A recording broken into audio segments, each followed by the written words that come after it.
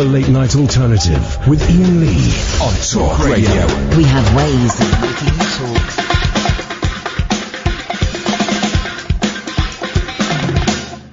I don't need you. That's just that I need something I can care about to pick me up and wash me down and wear me out. I want you. That's just that I need something I can't do without to lift me up and let me down and lay me out.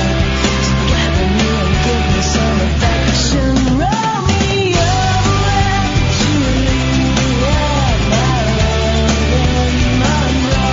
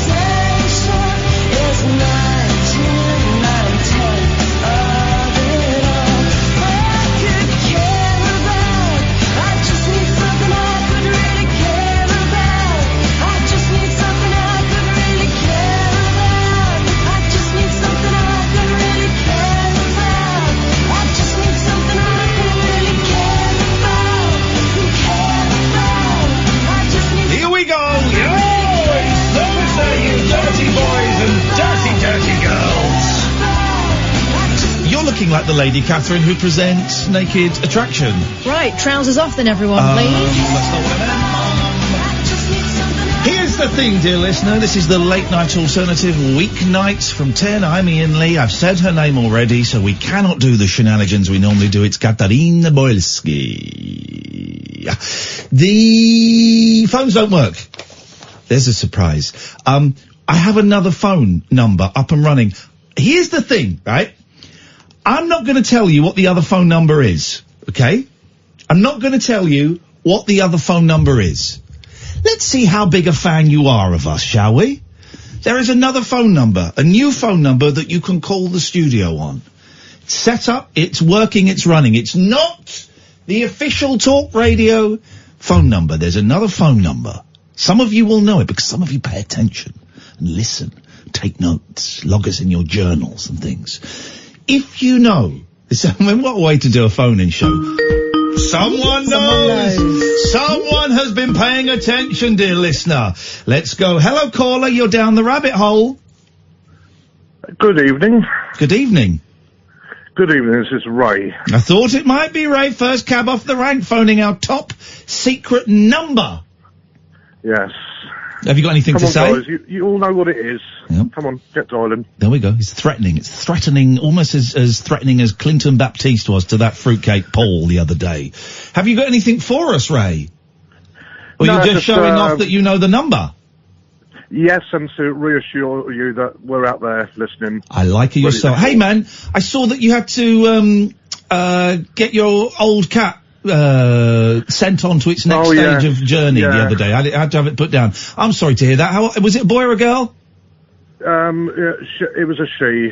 She was a ginger female, so very rare. And at 10 and a half, she lost half her body weight, and there was too much wrong. Yeah. Well, I'm sorry to that. 10 is no age for a cat. I'm sorry to hear that, man. And I saw Hannah's tweet the other day, and you know, as you know, I get it with my 3 girls. So really sorry, man. Yeah, and your Velvet, well, she's gone double that already. She's doubled, mate.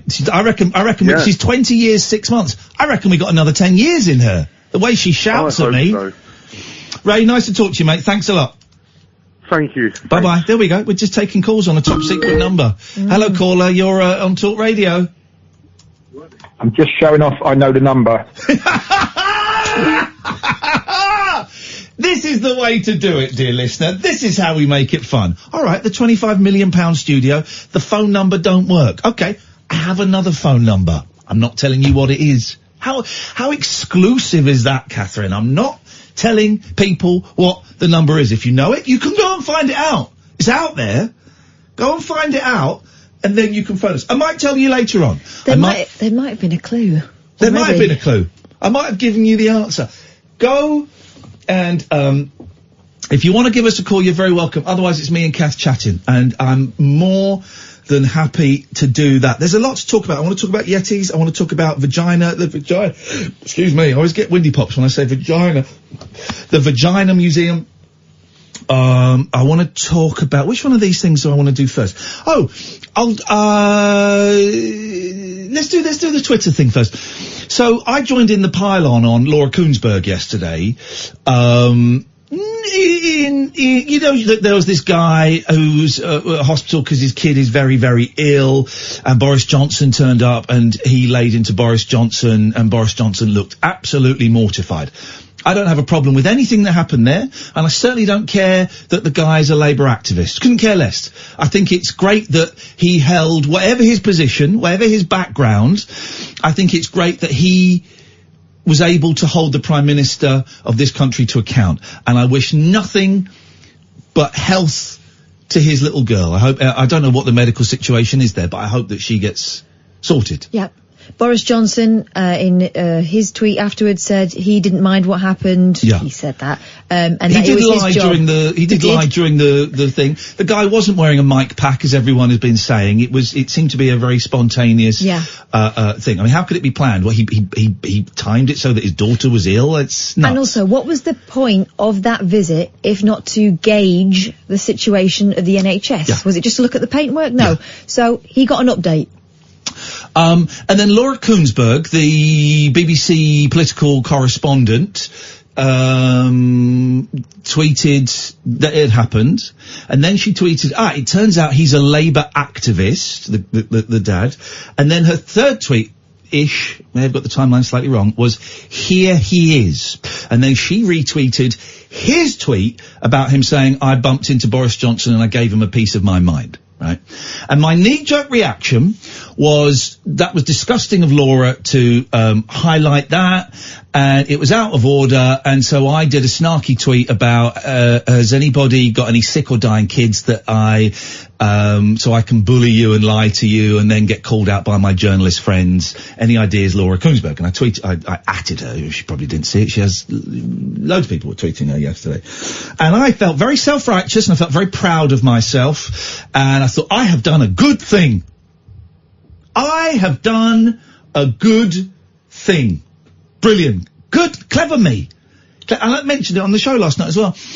And then last night in bed, I couldn't sleep last night. I didn't get to sleep till about 4. And I was thinking about it. I thought, maybe I've got it slightly wrong. And then I fell asleep.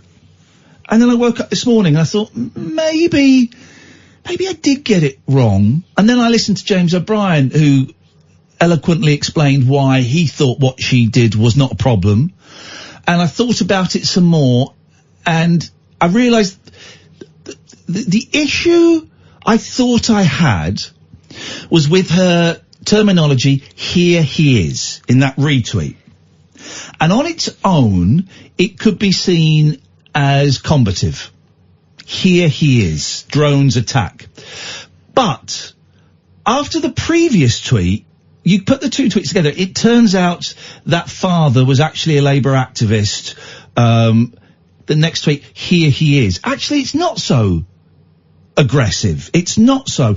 In my opinion, it's not as... here we go. Here's something I can't be contradicted on.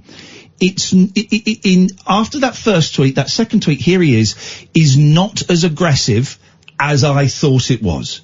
There we go. Could have been worded differently. Of course it could have been worded differently. Could have been worded in a more, in a softer manner. But the second tweet in context is not as aggressive, in my opinion. There we go. Now we're covered.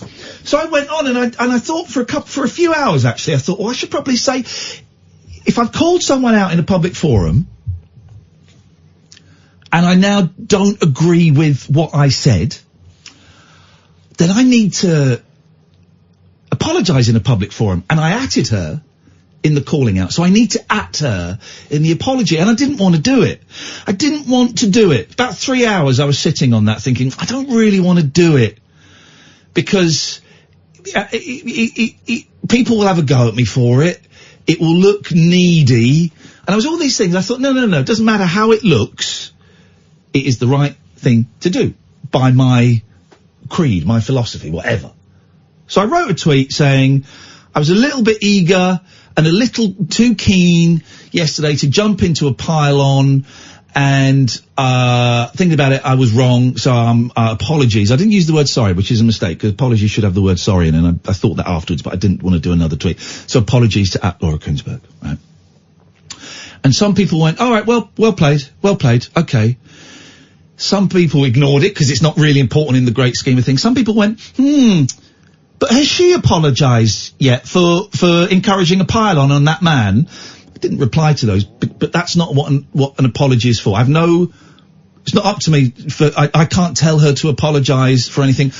I'm just apologising for me. That's how apologies work. You don't apologise to try and make the other person feel less than, or to get them to say sorry. One should apologise because one feels that one has done something wrong and has recognised it and wants to say sorry for that. That's it. I get it. I'm sorry, but you did this is not an apology. That's it. That's all it is. I am only responsible for my actions and what I say. So I did that, and a couple of high-profile people retweeted it. James O'Brien retweeted it. And that's when... we might have a phone call. And that's when... it started getting a little bit weird. People getting very angry with me. Now listen to this guy, right? This is Matt Wilson. Let me just take these. Hang on a second, because the phone is doing something very, very strange. Let's try line... oh, God, is it gonna... hang on. Everybody just cool out. No. I can't pick them up. So Matt Wilson, right, tweet. This is the funniest one. There were some really aggressive ones, some calling me a coward, some saying it was the mainstream media circling the wagons, someone saying, oh, such a shame, Iain, I used to like you, but you're just, now that you're working for Murdoch, you've been told to say this. You've got to toe the Tory line. And I replied saying, well, you obviously didn't hear me calling Boris Johnson a shit on my show the other day. We're not told. You won't believe this because this is what we say. This is what we would say. We're not told to toe any line. The only time I have been told to maybe curb back a little bit is when I keep going on about the monkeys. That's the only time I've been... Maybe you could just reel that in a bit. Political stuff, not at all. So, let me just try and find where this Matt Wilson starts. Here we go. This is great. Matt Wilson says... Because I deleted the tweet as well. I often delete my tweets. I deleted the tweet. Matt Wilson says, deleting a tweet is cowardly, and you've wasted the time of anyone who commented on it. And let me just find his Twitter's... I don't really understand Twitter at the moment. It's gone a funny way. Let me just read this thread, because it made me laugh so much. Oh, well, he's called Laura Kunzberg a massive Tory C-word. So, okay, so that's where he's at. Deleting a tweet is cowardly, and you've wasted the time of anyone who commented on it. And you've wasted the time of anyone who retweeted it and all their followers who wanted to see it. If it's something you think you're going to apologise for later, don't tweet it. Or do you just want to be seen as the guy who is big enough to apologise? This is all over 6 or 7 tweets, and then the final one is, F it. Now I'm mad about a tweet I haven't even seen. So he hadn't even seen the tweet, and he's getting angry. Here's the thing. There's no real point to this, guys. There's no real point to this. You may agree with what Laura Kunzberg did. You may disagree. You may have no feelings about it. I don't care. I really don't care. I felt that by joining the pile-on, I was betraying my own personal philosophy. And I thought about it, and it wasn't the worst thing I've ever done. You know, but I thought about it. It made me uncomfortable, and I had to rectify it in some small way. That some small way was deleting the tweet and sending her an apology, and in the same forum that I sent the comment, attack, whatever you want to call it, right? And loads of people I'm fascinated by the people who seem scared, threatened, angry that someone could possibly change their mind. They can't believe that I would do it willingly. So I must have been told by Rupert Murdoch to do it. Same like, remember that, Christian Dion, the psychic, who got upset because I said he was a bullshit artist, which is probably a bit harsh. A little bit harsh. So I apologised to him. Oh, you've been told to apologise to me. Some people find it hard to accept that actually people can realise that they've maybe crossed a line on their own and can apologise spontaneously and mean it. And actually mean it. An apology you've been told to do to stop trouble or to save your job, that's not an apology. That's not an apology. The apology to Christian Dion and the apology to Laura Kunzberg were genuine. They were completely off mine. Didn't even discuss that latter with you, Kath. I just did it, right? So people seem confused by that. But also, it's so rare for a radio host, someone in the public eye, anyone, to change their mind and to state that publicly, that when it happens, people think there has to be an ulterior motive, or they have to get angry about it.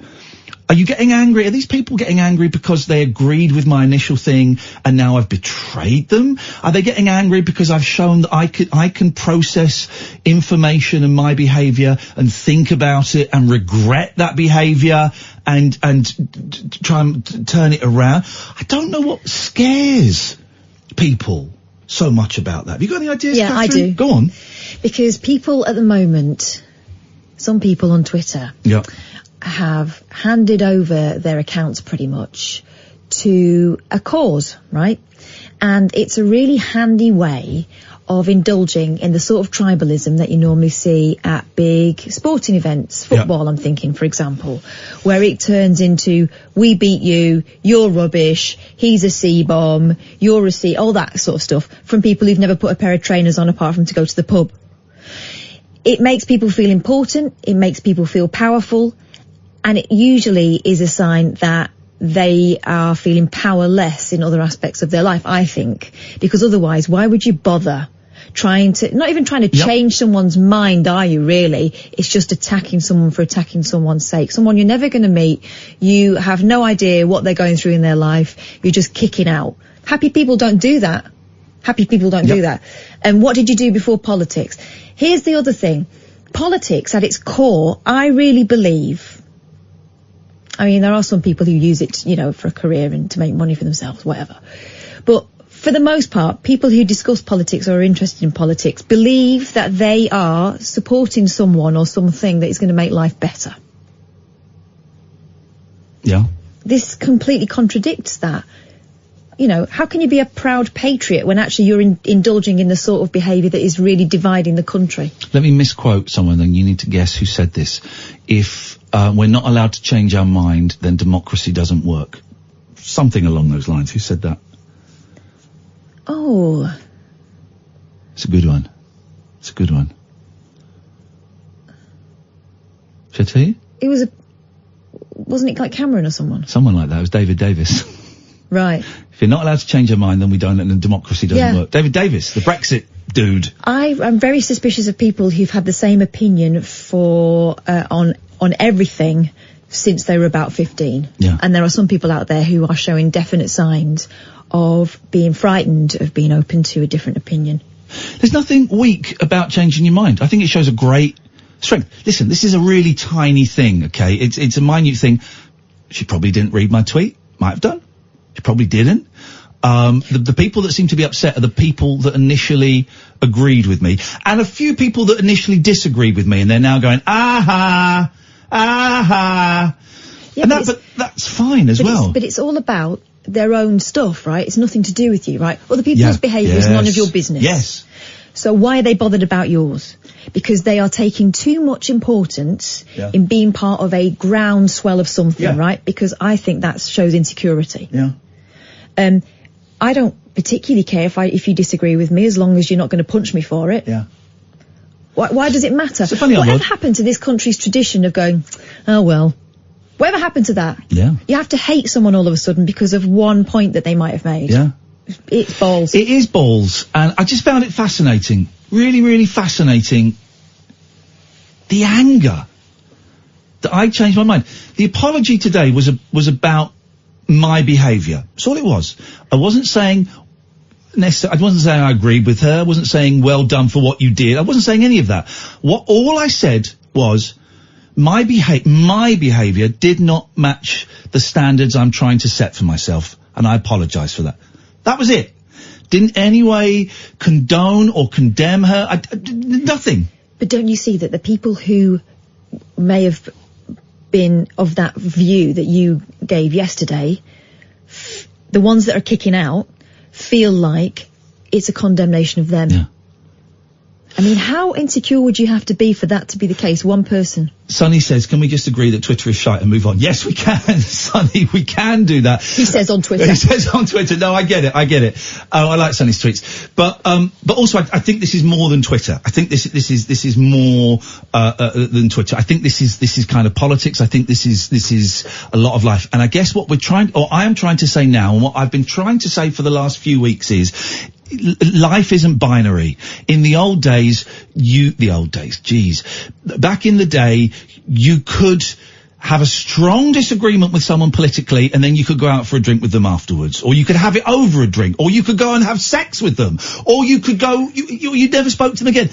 But now you could take the mickey out of them. You could take the mickey out of them. Now you can't. Now you have a strong disagreement with someone about politics, and then you are at war. It doesn't have to be like that. It's not binary. This is the only way I think we're going to get through this Brexit thing, is if we all realise that it's okay to disagree with people. It's okay to disagree with people. Also, shouting at someone never changed anyone's mind. Anyway, I can't give you the phone number because the phone doesn't work. They went mental then for a second, but they're not working. There is a secret phone number for this show, and I saw about 5 or 6 people just called in, and I didn't take their calls. So when we come back from the break, if you know the secret phone number that I'm not going to give out, the studio phone doesn't work, try it. You won't get through. I'm not giving out the secret phone number just yet, maybe later.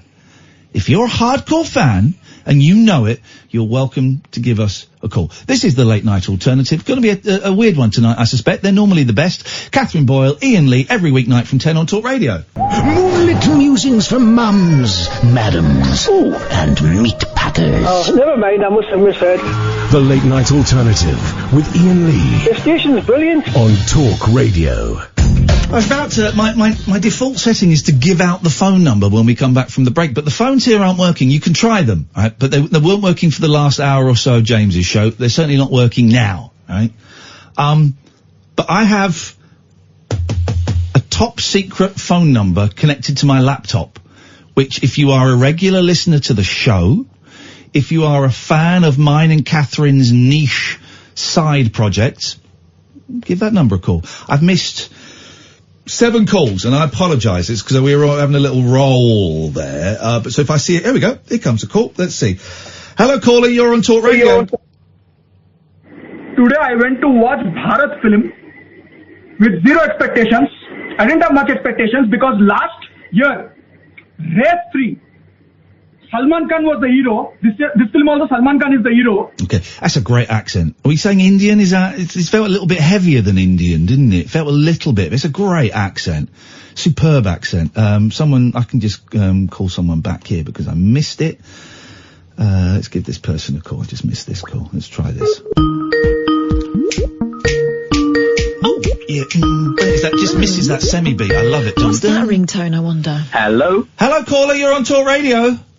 Hello, yeah. Convict number 216, just phoning in to add it to the register. Beautiful, thank you very much. Goodbye. I love the register. Hello, caller. You're on Talk Radio using the top secret number. Hey guys, how's it going? That was an evil. That was a really evil laugh at the start of that. Hey man, how you doing? Yeah, not bad. You? I'm very, very well. May I ask who this is? You don't have to tell me. I'll keep it nameless. It's a secret line. Perfect. I love it. What can we do for you? Since yesterday's visit of I forget his name, the psychic. Clinton Baptiste. Yes. Yes, the guy with the many angles and many universe. It's all gone a bit spooky, and I feel like probably continue that trend if you run out of ideas. Well, so what if you run out of ideas? Mate, we never have any ideas. I'm not implying anything. We run out of ideas at 5 minutes to 10. Well, go on. So what, are you saying that spooky stuff has happened to you since we had Clinton Baptiste in the studio? No, I think, I felt like I channeled that evil laugh out of alternate universe. Alternate universe, jeez. Yeah. I think I'll just leave it there. Have a good one. Okay, thank you. That was weird, right? A bit, yeah. Pointless? Yeah.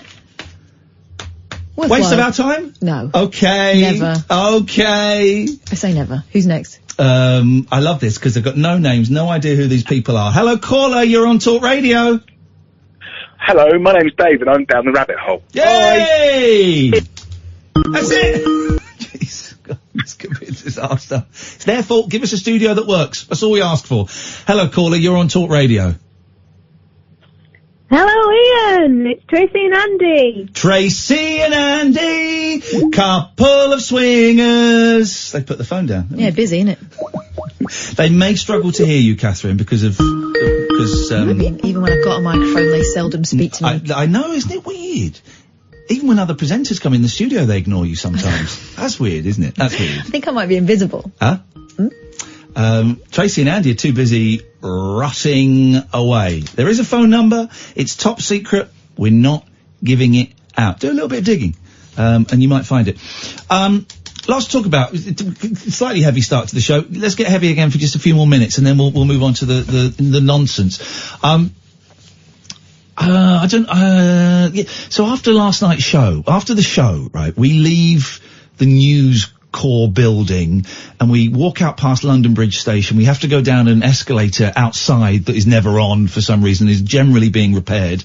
And then we kind of, to get to where we park our cars, we have to walk past the bar of the Shard. So there's Decadence on one side, a lot of people with, short skirts and very smart suits and perfume and obviously a lot of money. Mm-hmm. And a lot of alcohol. A lot of alcohol. And quite often, not quite sure why short skirts imply a lot of money, but there's fun and they're in their going out gear. Thank you. That's what I was trying to say. And then quite often on the other side of the road, there will be 1, 2, maybe 3 homeless people, beggars, not quite sure which they are from time to time. And one of the things in London, and I guess a lot of the major cities, but in London, and I don't live in London now, but I did live in London for 20 odd years, is you get used to the juxtaposition of immense wealth with immense poverty. You get used to it. Unfortunately, you see the two literally side by side a lot. And I'm always, if a beggar or a homeless person speaks to me, I always I nearly always speak to them. I'm like the Queen, I very rarely am I carrying cash, and I tend to go, I haven't got any money, mate, sorry, I hope you're doing alright. If it looks like they're in a little bit of trouble and I've got a few minutes, I might even have a chat with them. Sometimes they recognise me, so I have a little chat with them. And that's all cool, right? I'm not saying that so you think I'm a great guy, but that's where I am.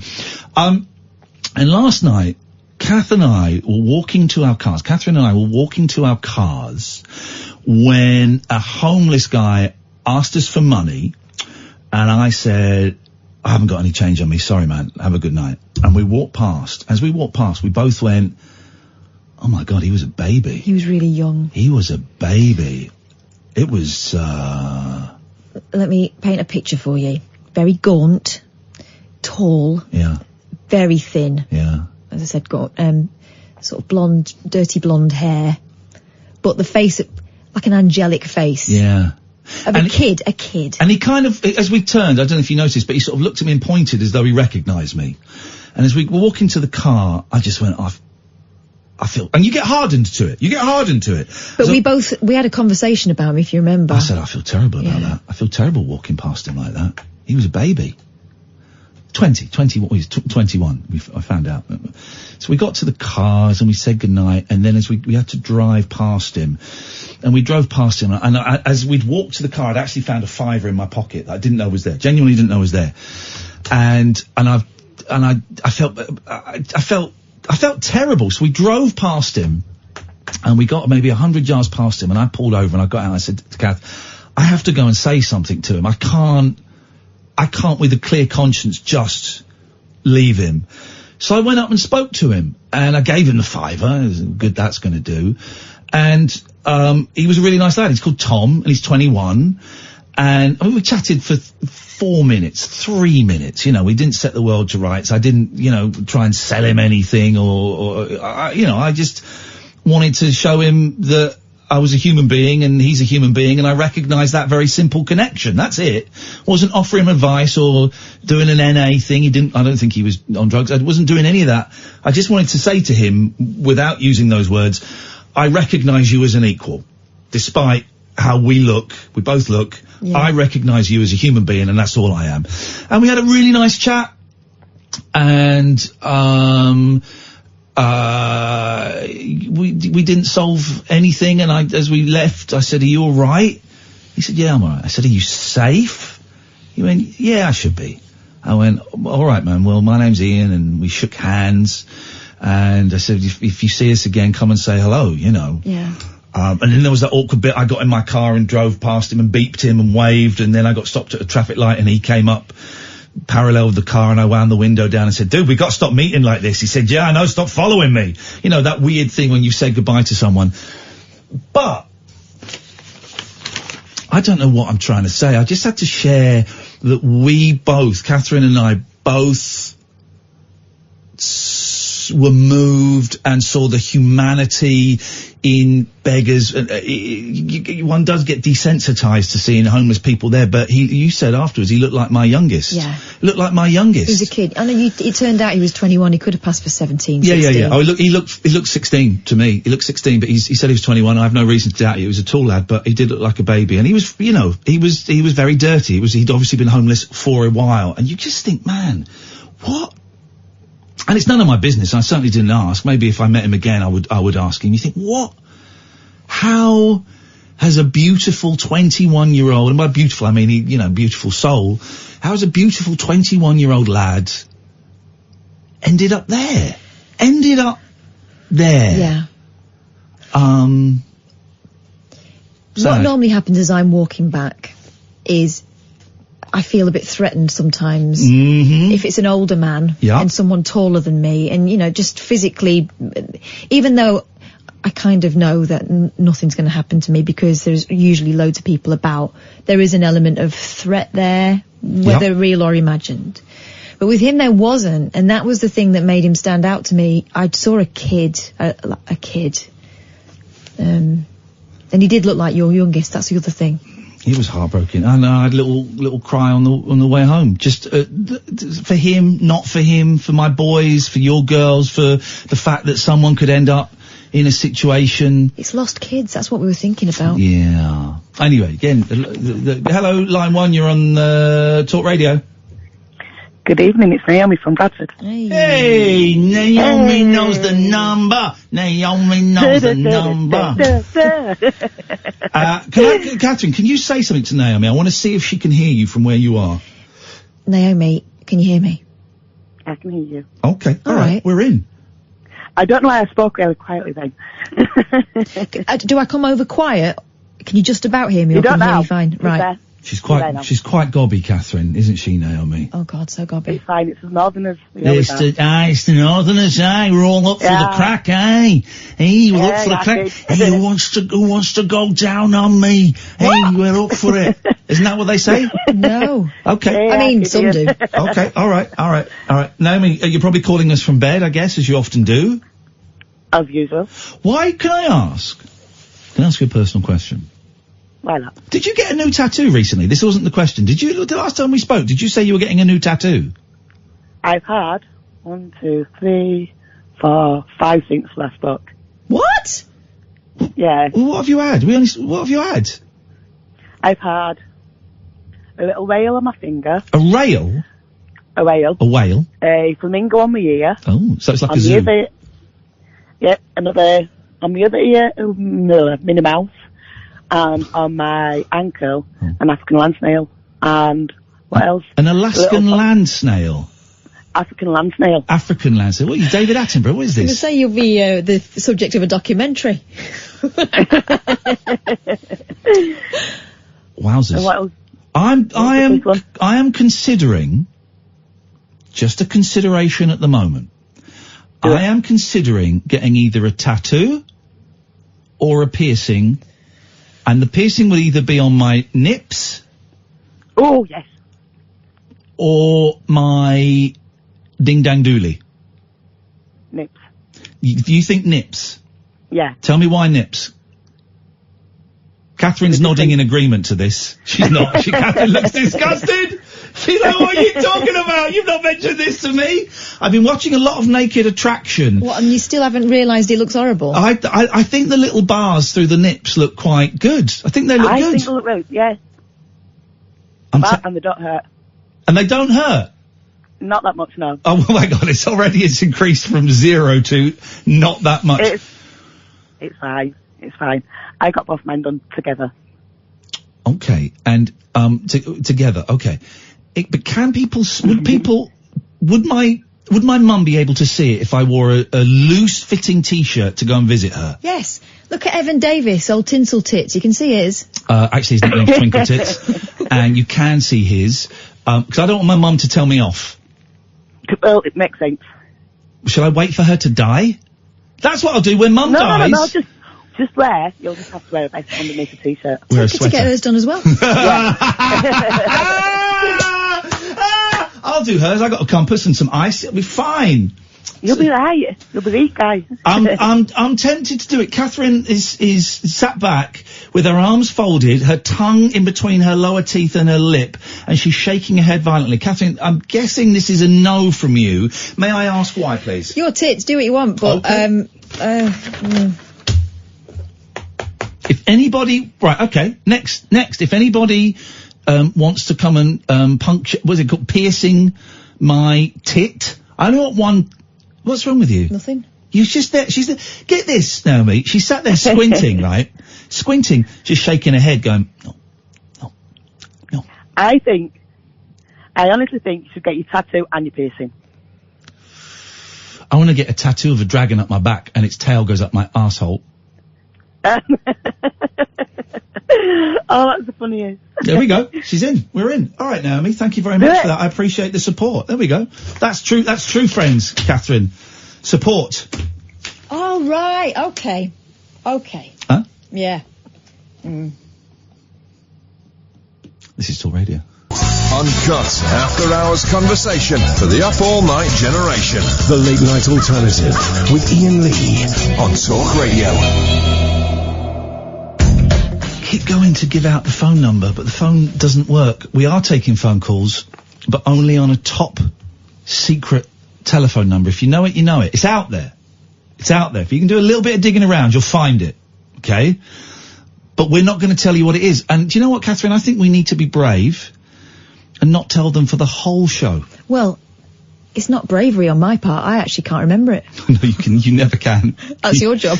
You can never remember it. I know it off by heart. But you don't know it. Listen, if you know the number, you're very welcome to come on. We've missed a few. Oh no, here comes one now. So we might call some of the ones we've missed back. If I've not answered it, you're very welcome to call back in. Hello, caller, you're on Talk Radio. Hello. Hello, who's this? It's Ollie. Oh, hello, Ollie. You sounded really, really old and female. He did it. I thought it was June. I thought that was June. I thought June's not sounding very well. Wow. How you doing, Ollie? You right? I'm alright. It's been a while since I called in. It's been a while since you called in, but it's not been that long since you blew me up on PlayStation 4.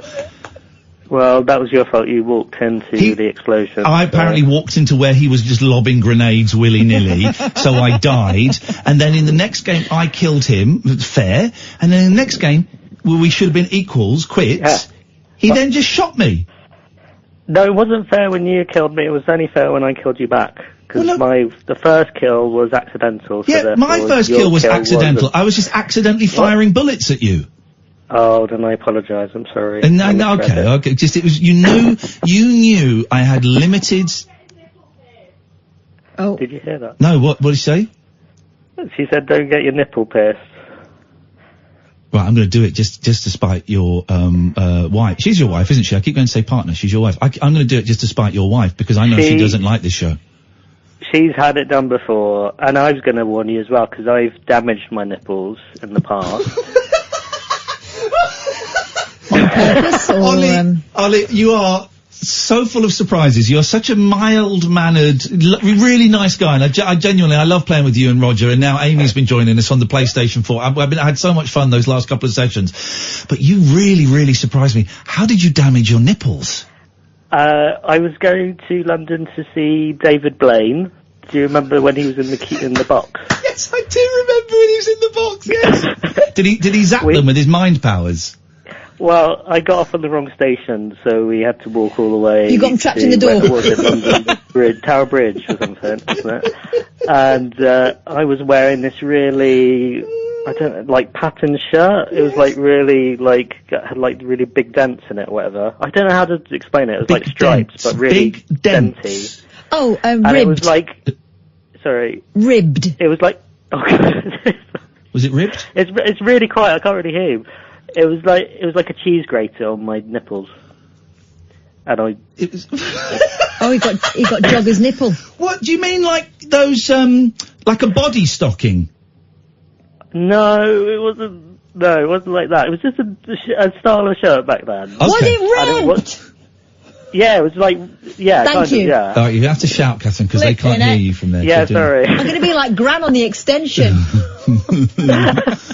Ask him if it was ribbed! Get lost, Gran, I'm talking to him. Was it ribbed? Okay. Okay, so you went to see David Blaine and you were wearing a ribbed shirt.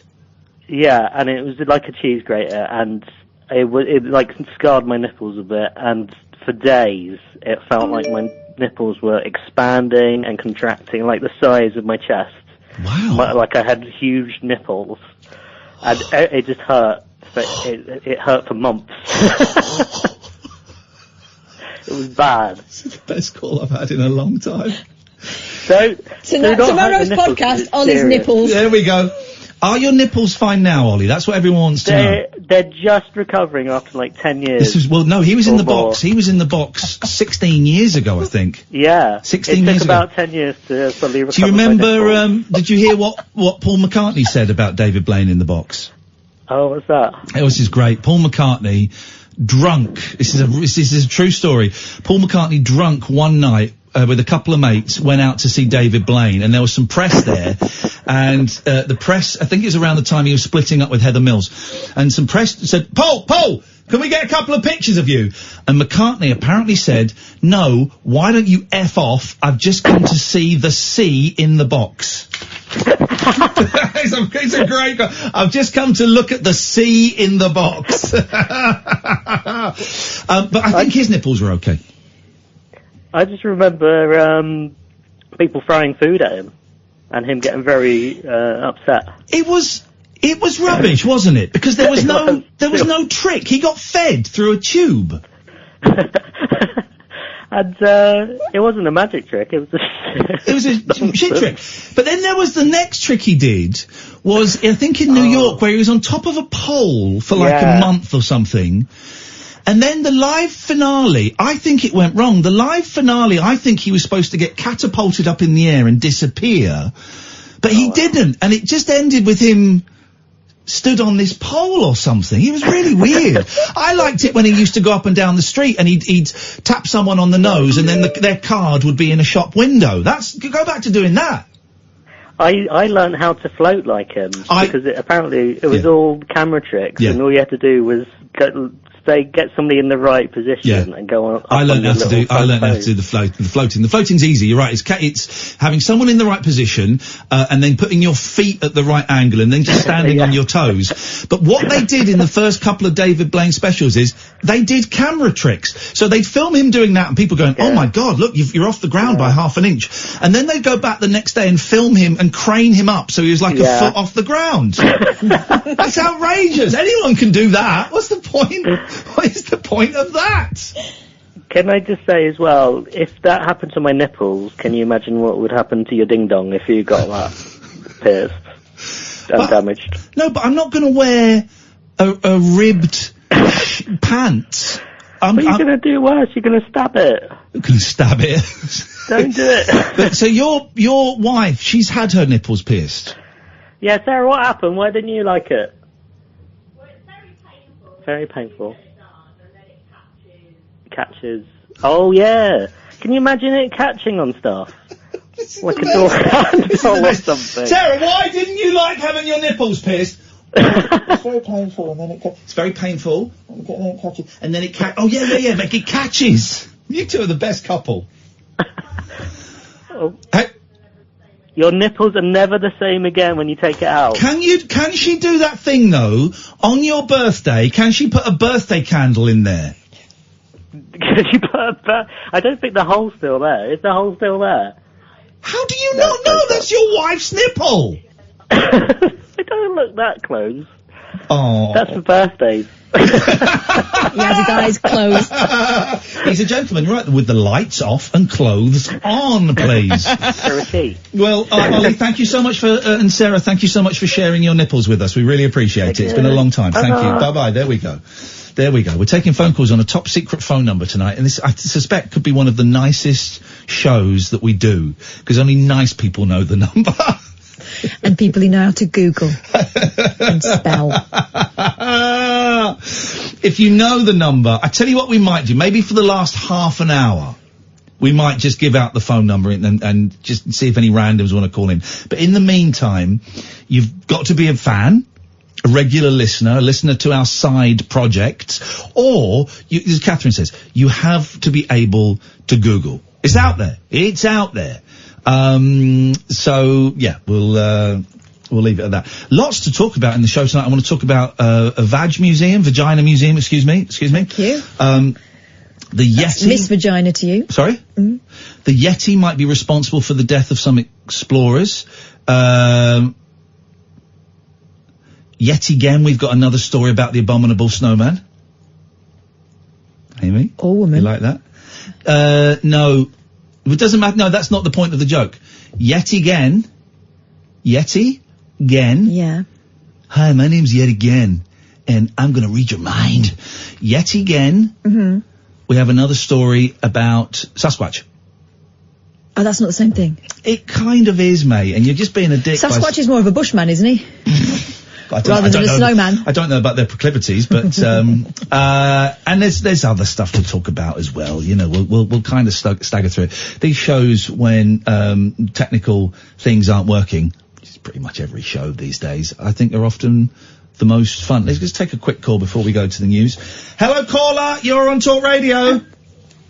Just imagine if the cat caught your nipple or your winky. Thank you very much indeed. Okay, I imagine that every day, and that's partly why I want to do it.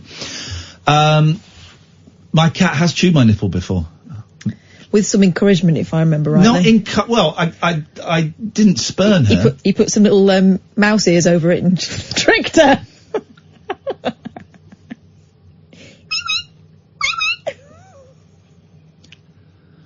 Unbelievable behaviour. But ignore that. This is Talk Radio.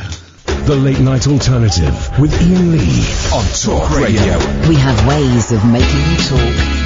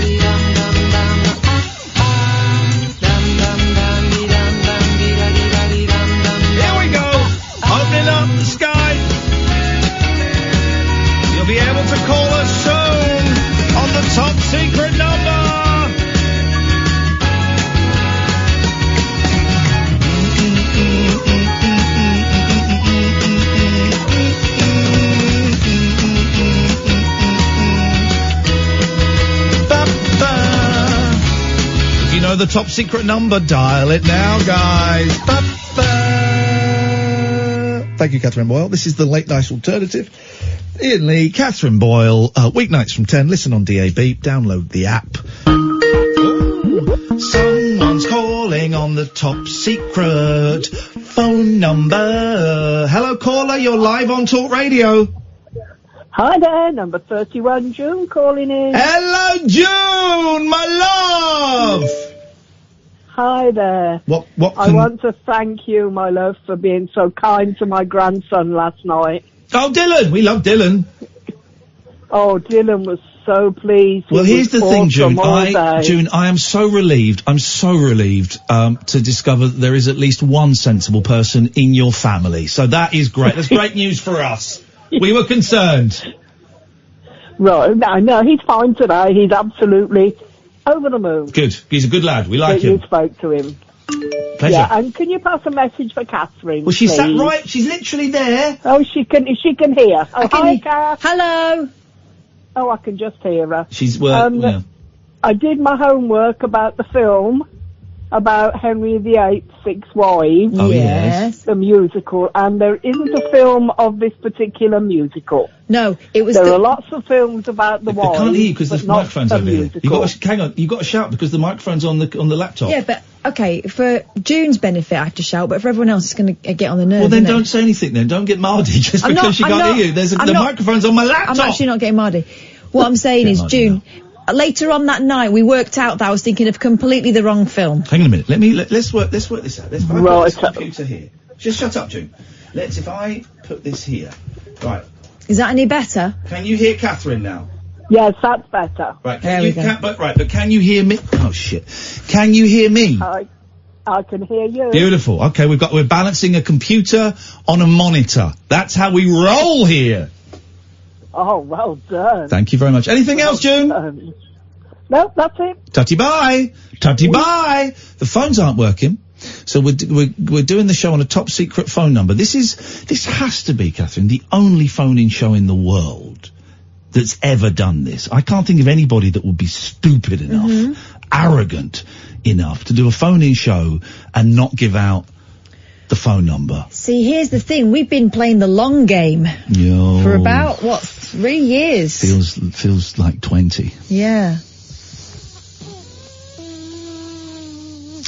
I had to help. I got a sofa bed delivered today, and I had to help the 2 minutes. So I ordered it, and it was planned to come today, and it's 2 men that deliver it, and they deliver it and they unpack it, but they don't take the packaging away. You've got to do it, but the 2 men deliver it, right? And then I got a phone call about an hour before they came saying, got a problem with the delivery.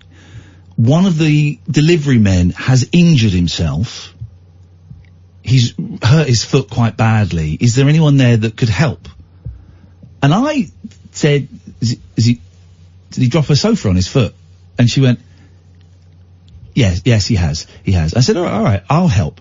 So then they came, right, and it's just this one guy, and he was absolutely knackered, like sweating, heavy breathing. And I said, oh, that's a shame. How's it been going? He said, oh, jeez. The last one, I had to take it. Luckily, her husband was there. We had to go 3 flights of stairs up. And then, right, the injury had happened a couple of hours before. He said, you're the last one. After this, I'm going to take him to the hospital. And I said, he's not been to the hospital yet. And I could see him he was in the car, in the van, with his foot up on the dashboard, and I could see from quite a distance. It was massive. They hadn't got, surely the first things first, you go, right, I'm going to take you to the hospital, and then I'll do these deliveries on my own. If there's someone there that can help, great, and if there's not, that's what you do, or you call off that day's deliveries. If you know, that's a decent excuse. Oh yeah, someone dropped a sofa on his foot and they can't, okay, fair, it's a pain in the bum, but I get it. But the fact that he hadn't been to the hospital like 2.5, 3 hours after it happened? That, my friend, is a compo claim waiting to happen. Jeez, that was insania. Absolutely. But that's Britain. That's Britain for you. Hello, caller. You're on Talk Radio. Hi, it's Katie. Oh, okay, Kat's going to talk to you while I try and get water out of these mugs that you can't get water out of. What's going on, Katie? I heard back from my job interview from yesterday. And? I got the job. Yay! This is brilliant! You little tease, Katie, you little tease. Hey, that's wicked, man, well done.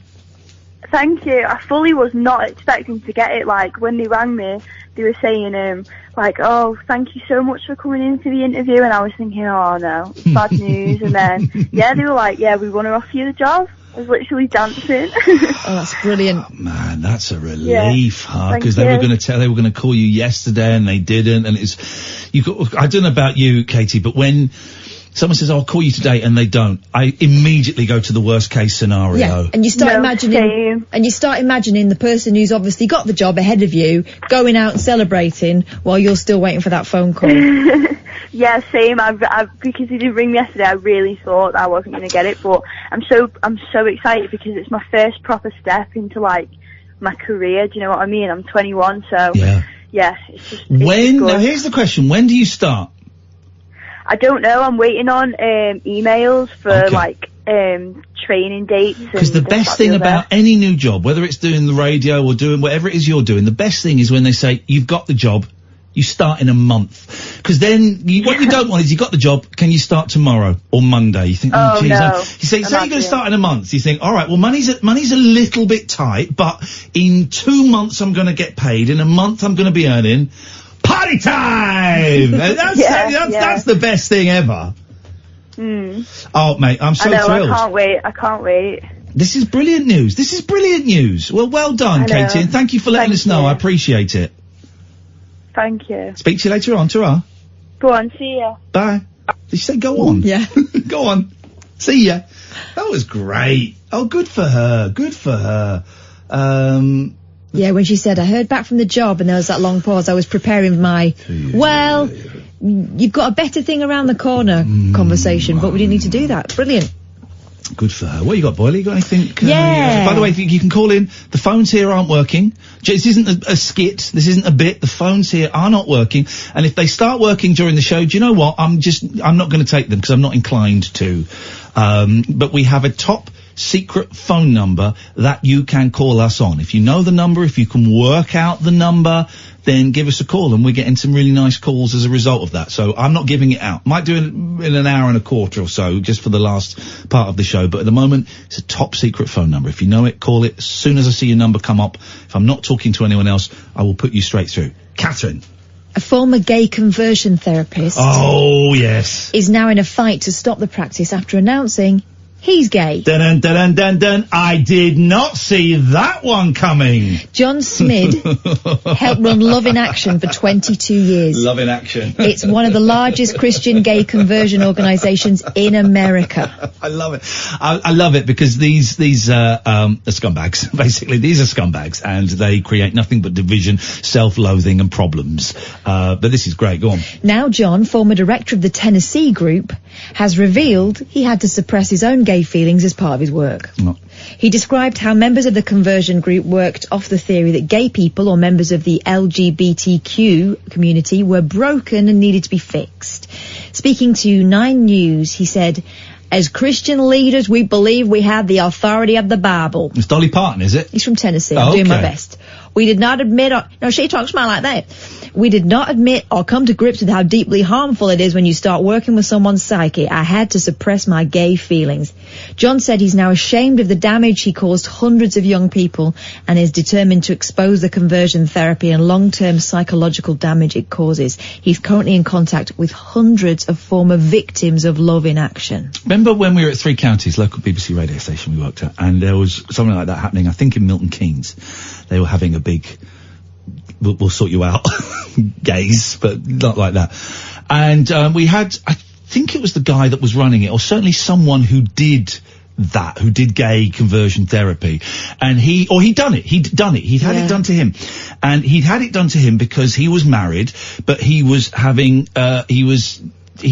sex with men while he was married, and he was masturbating about men, and he was having lots of sexual fantasies about men. So he phoned up, and he was telling us how it had been great and how it had worked for him, and he was really glad that he'd done it, and it made his life better and improved his relationship with his wife and all of that. I said, oh, so it worked then? He said, yeah, it worked. All right, okay. So do you still fantasize about sex with men?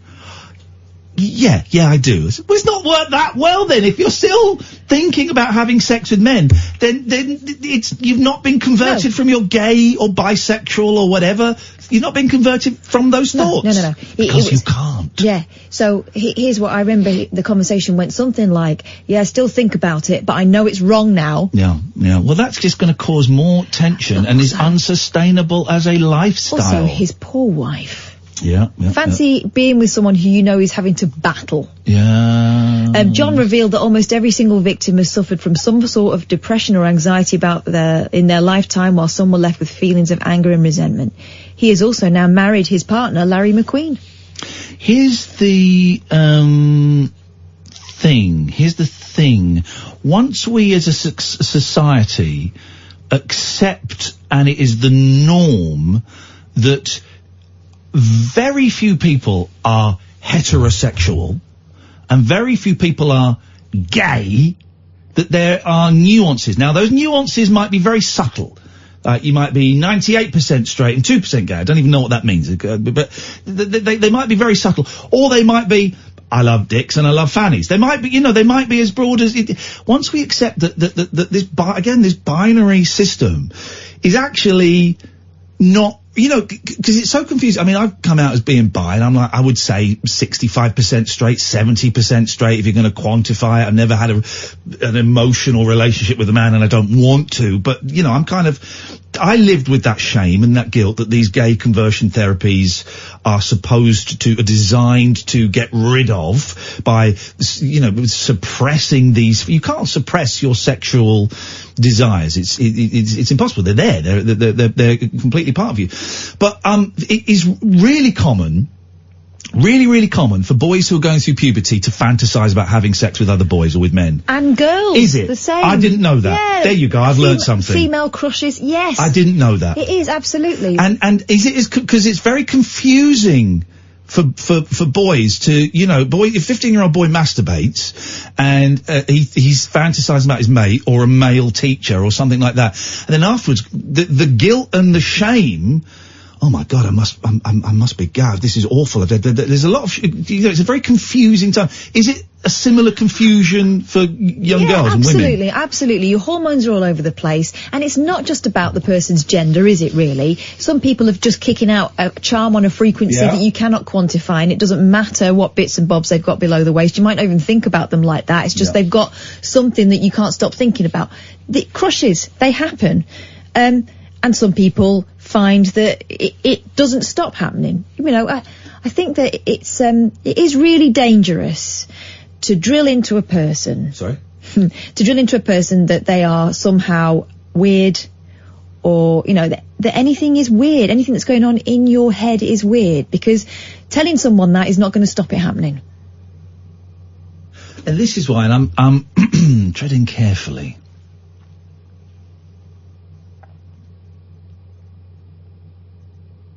This is why I believe our attitude towards paedophiles is wrong. Not saying, everybody calm down. Certainly not comparing paedophiles with gays. I'm not doing that. I'm also not saying paedophilia is acceptable. Not doing that.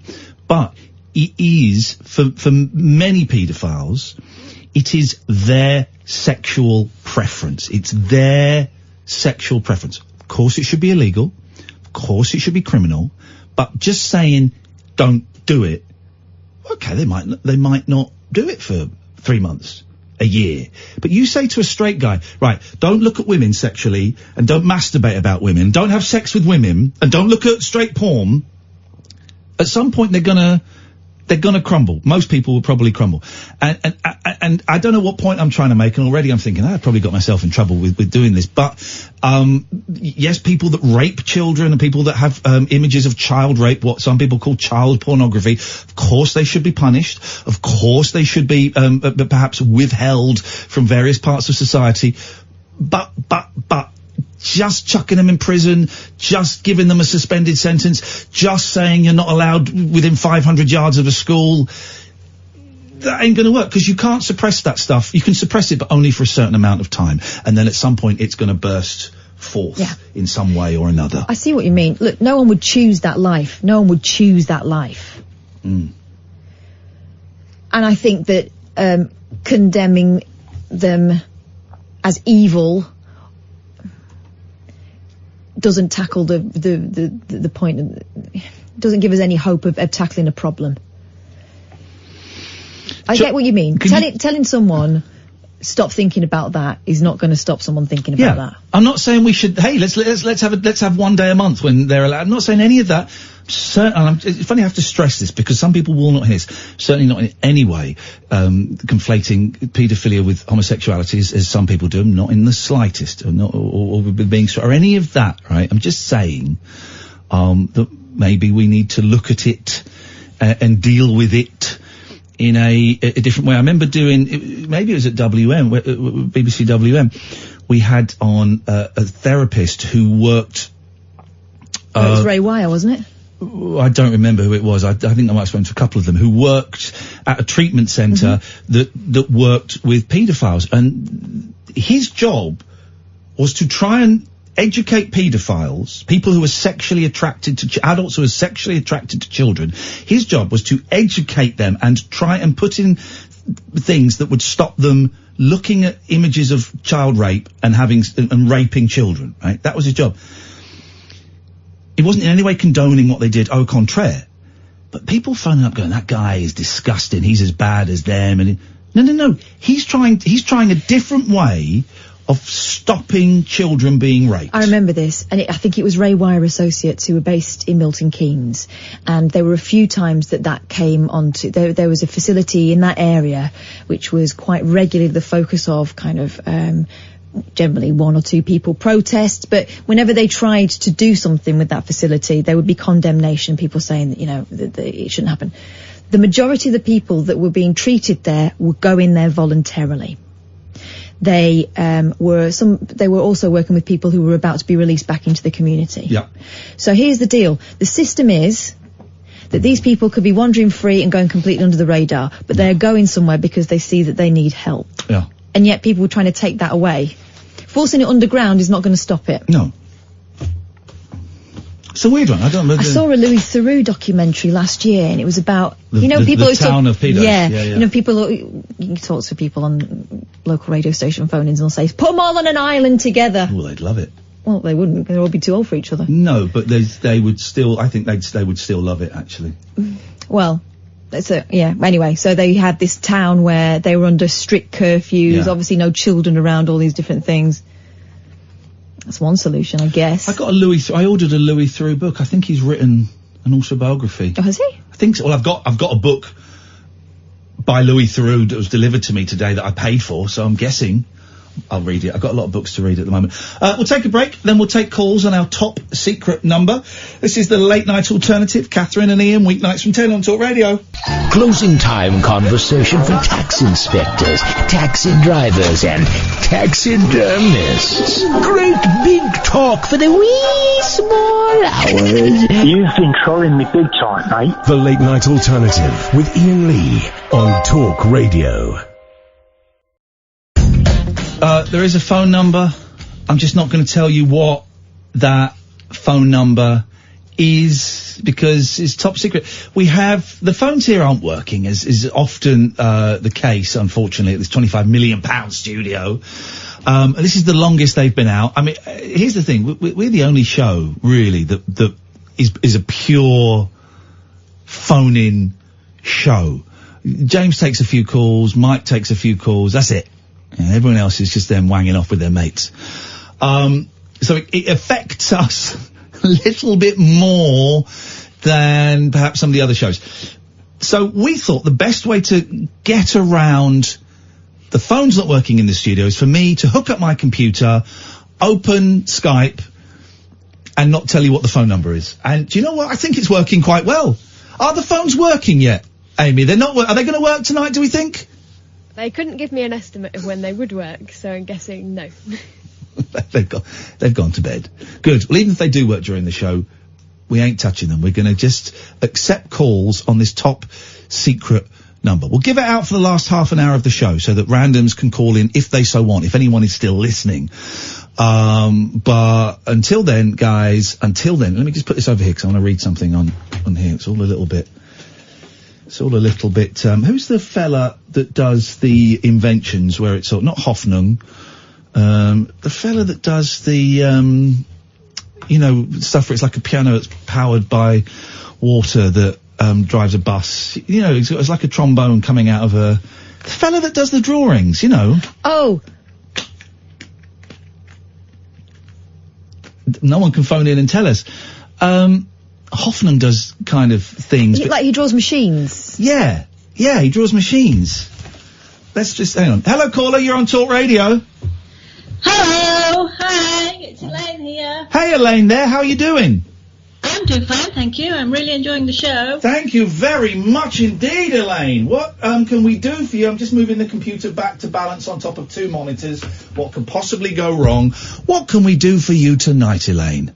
A few weeks ago you had some sort of a competition, and I think the answer was the soup dragon. Do you remember? I don't remember. I don't remember. No, what was...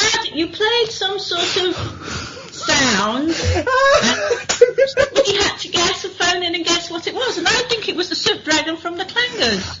It wasn't. I remember this. Was it a cat snoring, Catherine? Yeah. Put through an effect? Was it? Yeah, it was a cat snoring off Twitter, wasn't it? It was off Twitter. I'm so... Well, I thought it sounded exactly like the soup dragon to me. Oh, bless you, Elaine. And very rarely I remember stuff that we do in the show, but I do remember that. It was a time, and there is not a chance in hell I could ever find that clip for you now. Someone listening may be able to find it, and at Iain Lee or at Flipping Kath. But you are incorrect. The competition from about 6 or 7 weeks ago was a cat snoring, not a soup dragon. It wasn't one of your cats then? No, it wasn't. It was one on... A random cat. Is that it? It's a different cat. Okay. I think, is it? Let's have a look. It's a different cat. It's a different cat. Cat snoring though is the best thing. My cats snore, but not. Get this, Elaine, right? My cats haven't been allowed out in the garden for the last 3 days because they've got a bit of an upset stomach, and I just want to make sure they're better before I let them out. Right? Well, I don't know which one it is puking up, so I've kept them in. So last night they've gone nuts, right? And last night, normally I'm asleep by about 10 to 3. Last night at 3:30, I sat up in bed and went, "Will you two stop buggering about?" And they were just playing tag all over the house, the two girls. And they were upstairs, they were downstairs, they were running across the bed. It was nuts. They would not shut up. Oh my goodness. Yeah, so cats is bad. If anyone wants 2 cats, they can have these ones because they're getting right on my wick. 2 cats and countless sleepless nights. Aye, the Iain Lee story, available at all good bookshops soon. No, it wasn't my cats, but I will record them snoring at some point, Elaine, as a gift to you. Okie doke. Thank you very much. Anything else? Yeah, I was going to ask Kath, when are your little uns going to do another one of those things, the meditation like the things. Candles and that's a good idea. She keeps coming up with new ideas, so yeah, I should record it. Yeah, oh God, all the time. Record it, bring it in. I love she that says, stuff. I want to do another Good Night Weirdos. She was brilliant at that. Wasn't she good? This is you missed it. This is Kath Littleton does these fantastic guided meditations that are a little bit creepy. Yeah, but the mind of a 7-year-old. She's 7. She's not 8 yet. She's 8 next soon. week. 8 soon. The mind of a 7/8-year-old girl is a very, very dark place. And hers even darker. I'll get her to do some. That'll be good. All right. That'll be good. Yeah, she was brilliant. Elaine, thank you very much for that. Elaine, according to this, is made out of Lego. Her picture's just appeared. Well, she sounded less crunchy than I would think. Lego. I just missed a call, so the beauty of this is I can call somebody up and see if, see if they want to come on. Maybe they've changed their mind.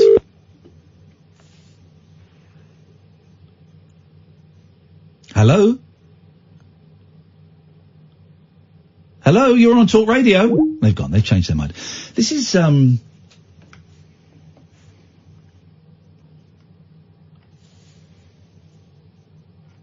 this is very nice and chilled. Yeah. Very nice and chilled. I'm just surprised by this. Desmond says, actually, Desmond, maybe, Desmond is a Trollington, so we can ignore that guy. We can ignore that. This is nice. This is a nice chilled vibe. Let's take a trailer for one of our colleagues, then maybe we'll take some more calls on the top secret number. Yeah. And then I'm going to rock your world. Oh, I like my world being rocked. This is Talk Radio. Experience the unconventional, the unpredictable, and the completely unorthodox. Exactly. With rule-free Iain Lee. The Late Night Alternative with Iain Lee. I've got no internet for the last 4 days. On Talk Radio. Talk Radio, the phones aren't working. If you know the top secret number, then give it a call, and as soon as I see you on the screen, I shall put you through. Catherine, you're gonna rock my world. Can I just stand up? I've sort of just my pants are a bit tight around the old. Don't look, Amy. You're too young for this. I'm not looking either. You've been putting your deodorant on wrong. Okay, go on. I like these. I like learning that my life is a sham. Get up, have a shower. Yeah. Get dressed, sort your hair and or makeup out. Okay.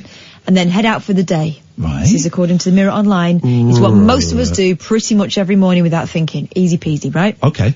But according to a skincare expert, we've actually been doing a key part of our morning routine wrong, and we should actually be putting our deodorant on before we go to bed. That sounds Before you like bollocks. poo-poo this, Okay.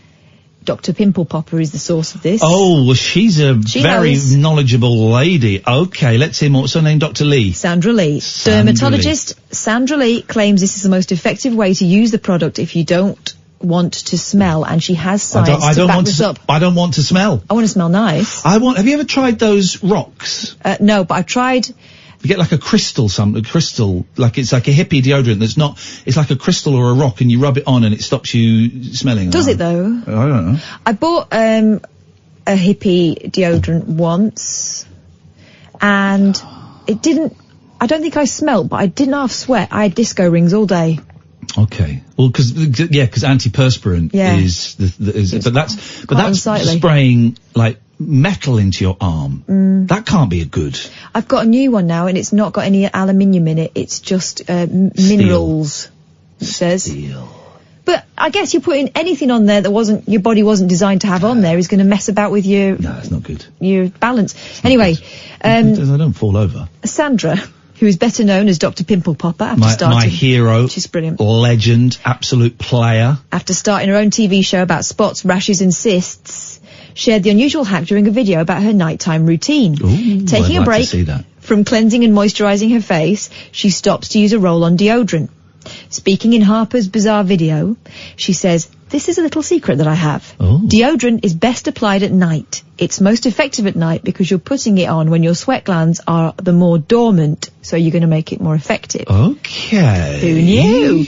During the tutorial, Sandra also shares her biggest regret of how she treated her skin when she was younger, saying she wished she hadn't rubbed her eyes so much. What? Yeah. I love rubbing my eyes. Well, the other thing it's the best thing you can do with your body. With women taking your makeup off, that skin under your eyes is so fragile. It causes damage to the area, which deal with it. Changes the skin over the time and causes lines and wrinkles. Instead, she dabs her face and her eyes at every step of her cleansing process. And when it comes to washing her face, Sandra has an important tip which can make a huge difference to your skin. Use water. She said the thing that's really important about washing your face, that I know from a dermatologist's perspective, is that when you're washing your face, you're actually getting rid of moisture. So you really want to not go really hot or really cold. I disagree with that. I think I have the cleanest hands in talk radio, in this building. Do you know why? Think about this a lot. If you were to do the ultraviolet scan over hands and it shows dirt, I think mine would have next to none. Because when I wash my hands after going to the toilet, which I do now quite often. Oh, this is new. It is new. Certainly do it here because I like the sinks. I like the facilities here. Don't do it in restaurants and stuff, but here I wash my hands after going to the bathroom. No, why would you do it when you're going to eat something? Well, because, okay, here's the reason you don't need to wash your hands after going for a pee if you're a gentleman. One, I'm not peeing all over my hands. Two, my penis is clean. Is it though? Is it not a bit sweaty? No. All day? No, my penis is clean. It still sit next to your balls. I've got a clean peen. Those get sweaty, don't they? I've got a clean peen. You've got a sween. Thank you. I'm not urinating on my hands and then rubbing it all out. I've got a clean peen. It's like me just touching my ear. Oh, I've got to go and wash my hands now because I've touched my ear. That's so ridiculous. What a ridiculous thing to say. Have your ears been squashed together against your balls all day? Do you want to, sometimes? Do you want to save this planet? So conserve water. But here, I do the proper wash. I get the soap all over, up past the wrist, through the fingers, through the fingers. I do it all round. Tops of your hands too? I do all of it. Don't tell me how to clean my hands. I know how to clean my goddamn hands, you hairy piece of trash. You need to calm down.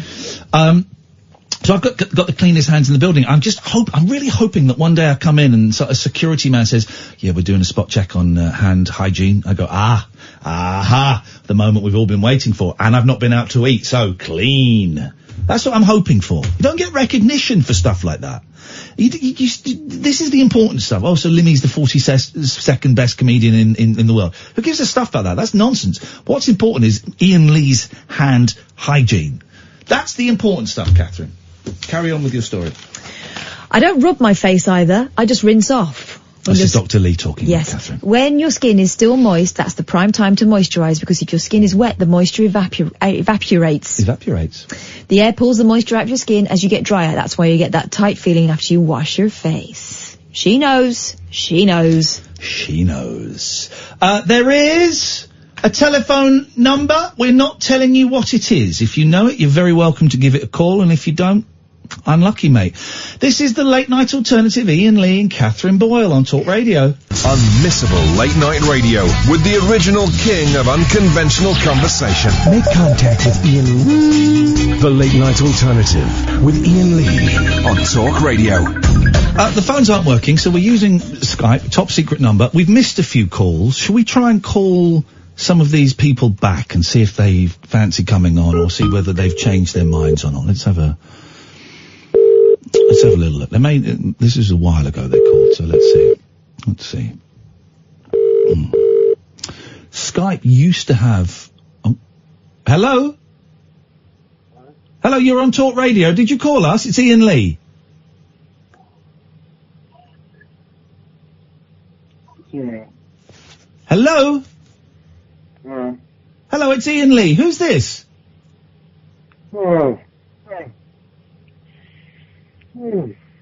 Think you called us a little while ago. Oh. Yeah, sorry about that. That's all right. Do you not want to talk to us now?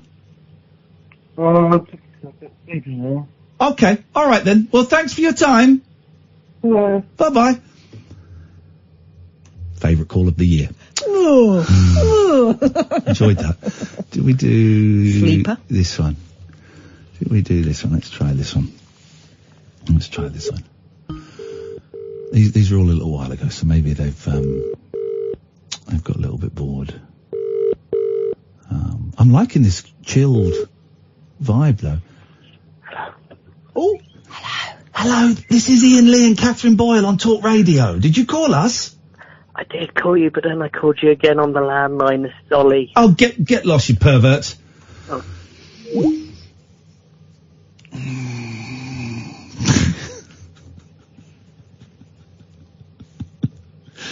I don't know how that came up. All right, let's try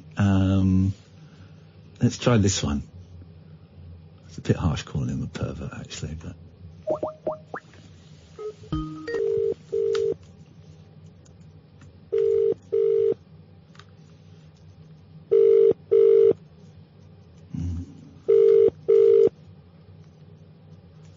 Me and Kath have got tickets to go and see The Who next year.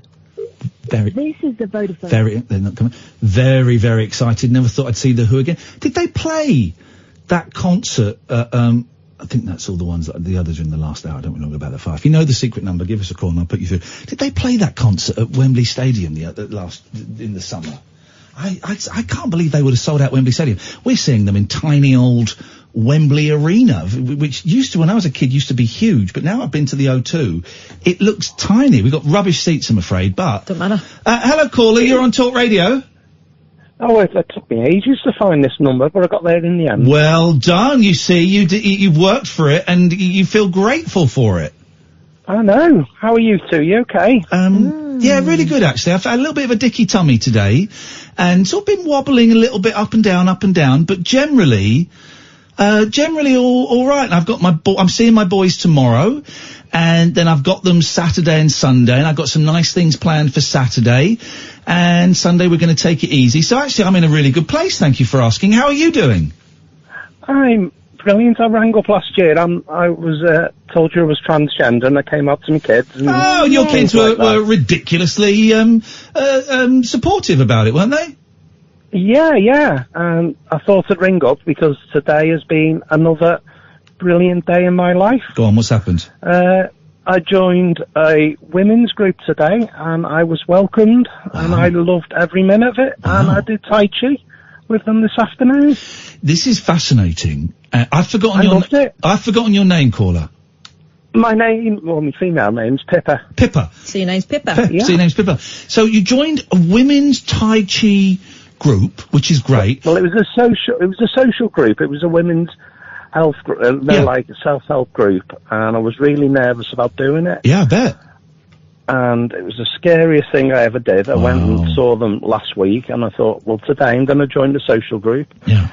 And I did that, and then I ended up going to Tai Chi this afternoon, and I've never done that in my life. Tai Chi is like slow kung fu, isn't it? Yeah. You can apparently use that in self-defense as well if you just speed it up a bit. No, you can. You can.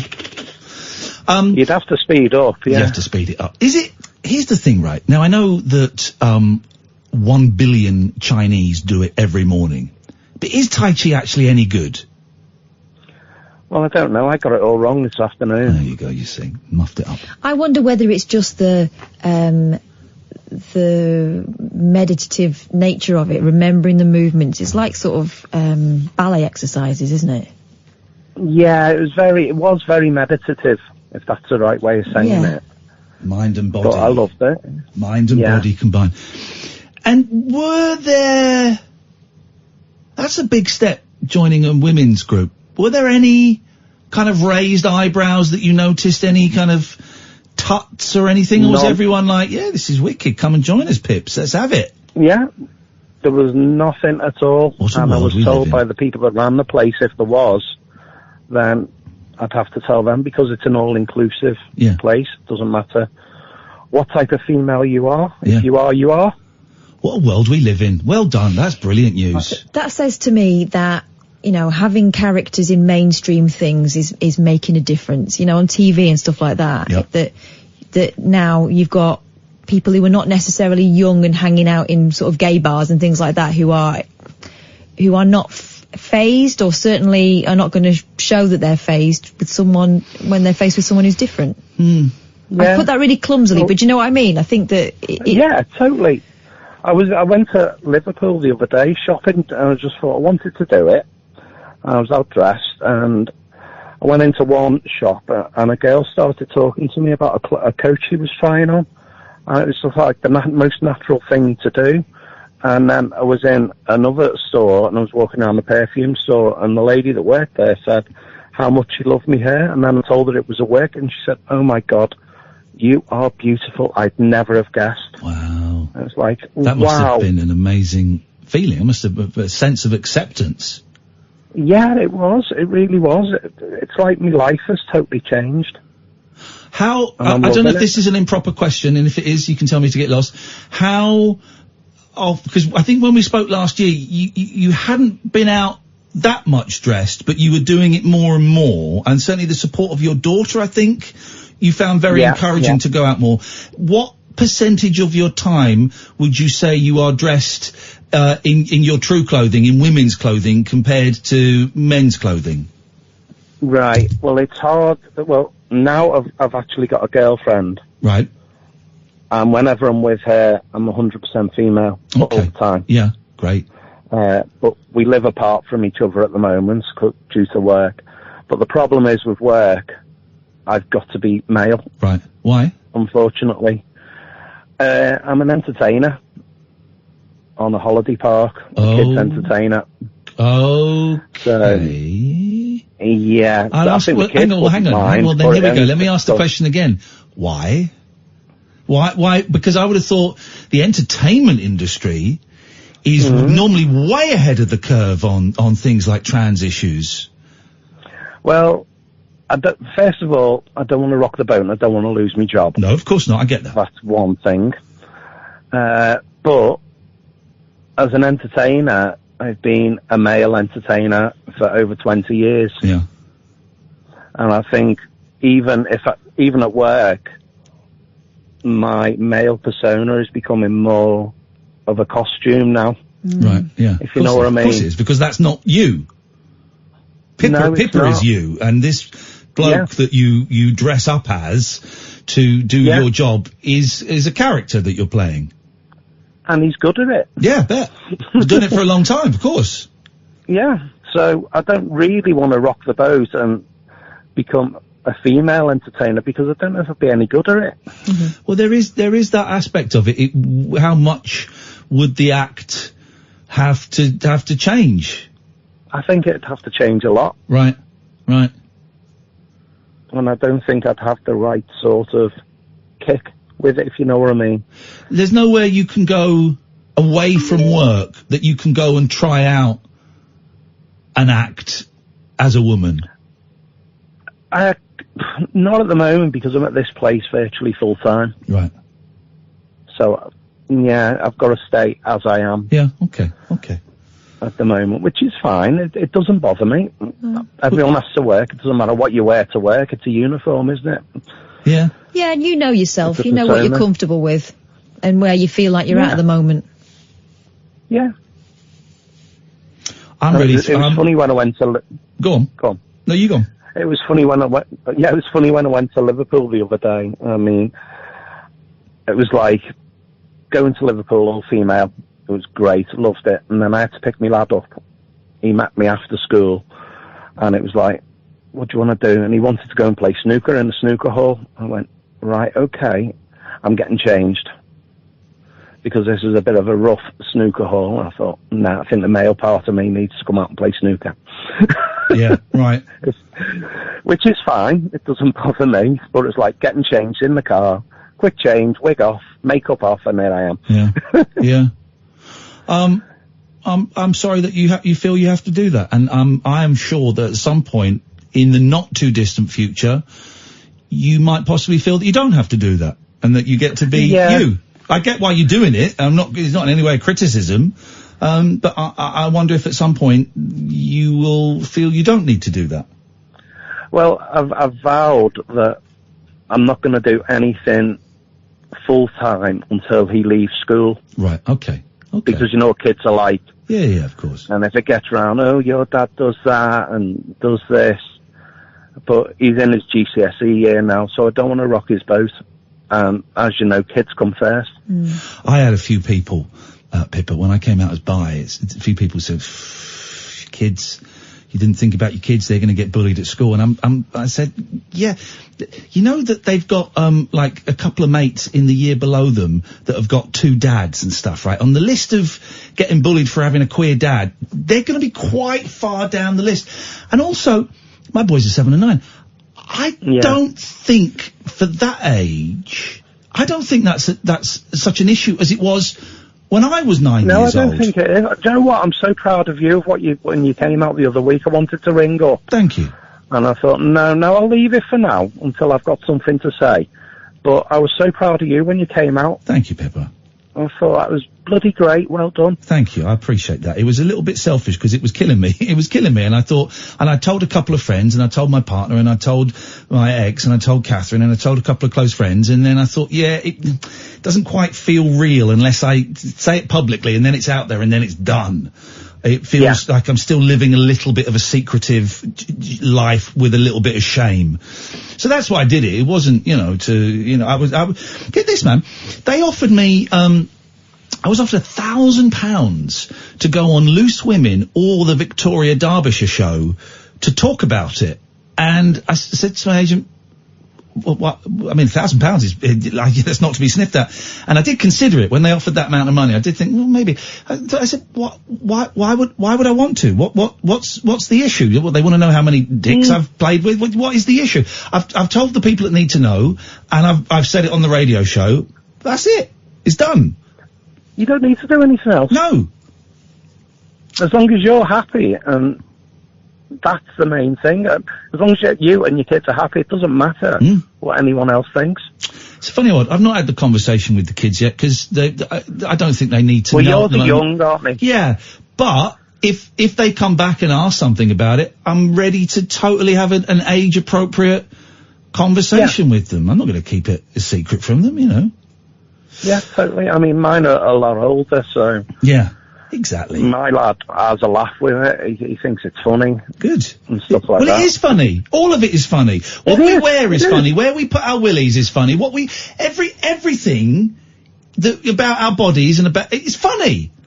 And that's the way it should be. It's even funnier when you get talking to your daughter on how to tuck it away and hide it. And on that bombshell, Pippa, so nice to talk to you. I'm glad everything's moving well for you, and we'll speak soon. Good night. See you soon. Take care. Thank you. I'm enjoying this tonight. Jamie says, I'm starting to hope they never fix the phones. A lovely show tonight. I agree with Jamie. Phones are down. Top secret phone number. We may give it to you in half an hour or so. This is the Late Night Alternative. Ian and Kath on Talk Radio. The Late Night Alternative with Iain Lee on Talk Radio. We have ways of making you talk.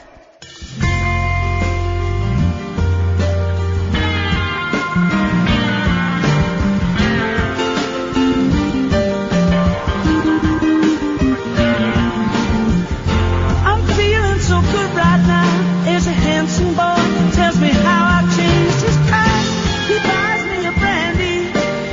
What could it be? It's really just after my ass. He likes the clothes I wear. He says he likes a man to dress in season, but no one else ever stares. He's being so kind, but what's the reason? How many friends have I really got? Can count them on one hand. How many friends have I really got? How many friends have I really got? That love me, that want me, that'll take me as I am.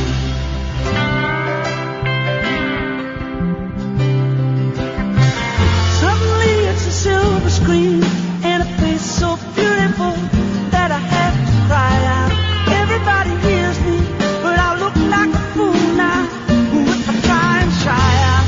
She knows all my friends, but it's nice to find a woman who will stay on late. But now I think I've reached the end. I wonder in the dead of night, how do I rate? How many friends have I really got? How many friends have I really got? How many friends have I really got? That love me, that want me, that'll take me as I am.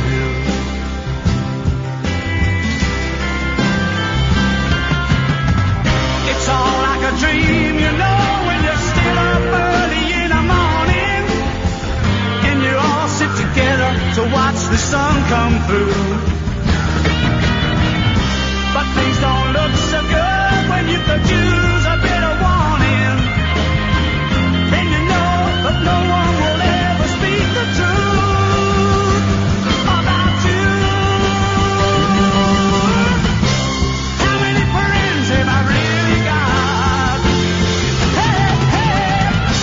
How many friends have I really got? How many friends have I really got? That love me, that want me, that'll take me as I am.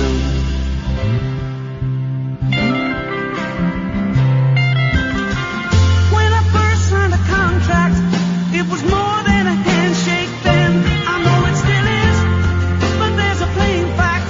We talk so much shit behind each other's backs. I get the willies. People know nothing about their own soft-up soul. How come they can somersault without suffering all the hype we've known? How come they burn us up? How many friends have I really got? Well, you can count them on the one hand. How many friends have I really got?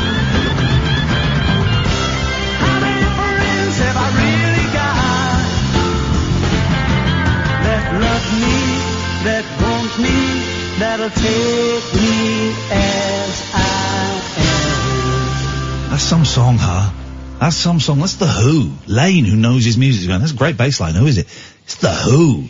The best album The Who ever did, right, is, and I love it, and that's where that comes from, that's where Blue, Red and Grey comes from, which is a great song. Slip Kid, Squeeze Box, which is silly, but it's fun. Dreaming from the Waist. The Who by Numbers. It's just this really low-key album that I don't think did that well. It's certainly not it's not regarded as a Tommy or a Quadrophenia or a Who's Next. But for me, man, it's got all of the subtlety that those other... Well, Tommy's got quite a lot of subtlety, actually. I don't think Who's Next and Quadrophenia necessarily have. But it's just got so much subtlety. And it's basically Pete Townsend having a breakdown. And so many of his songs are about confusion around his sexuality, and no one picked up. He does a great song from one of his solo albums in the 80s called Rough Boys.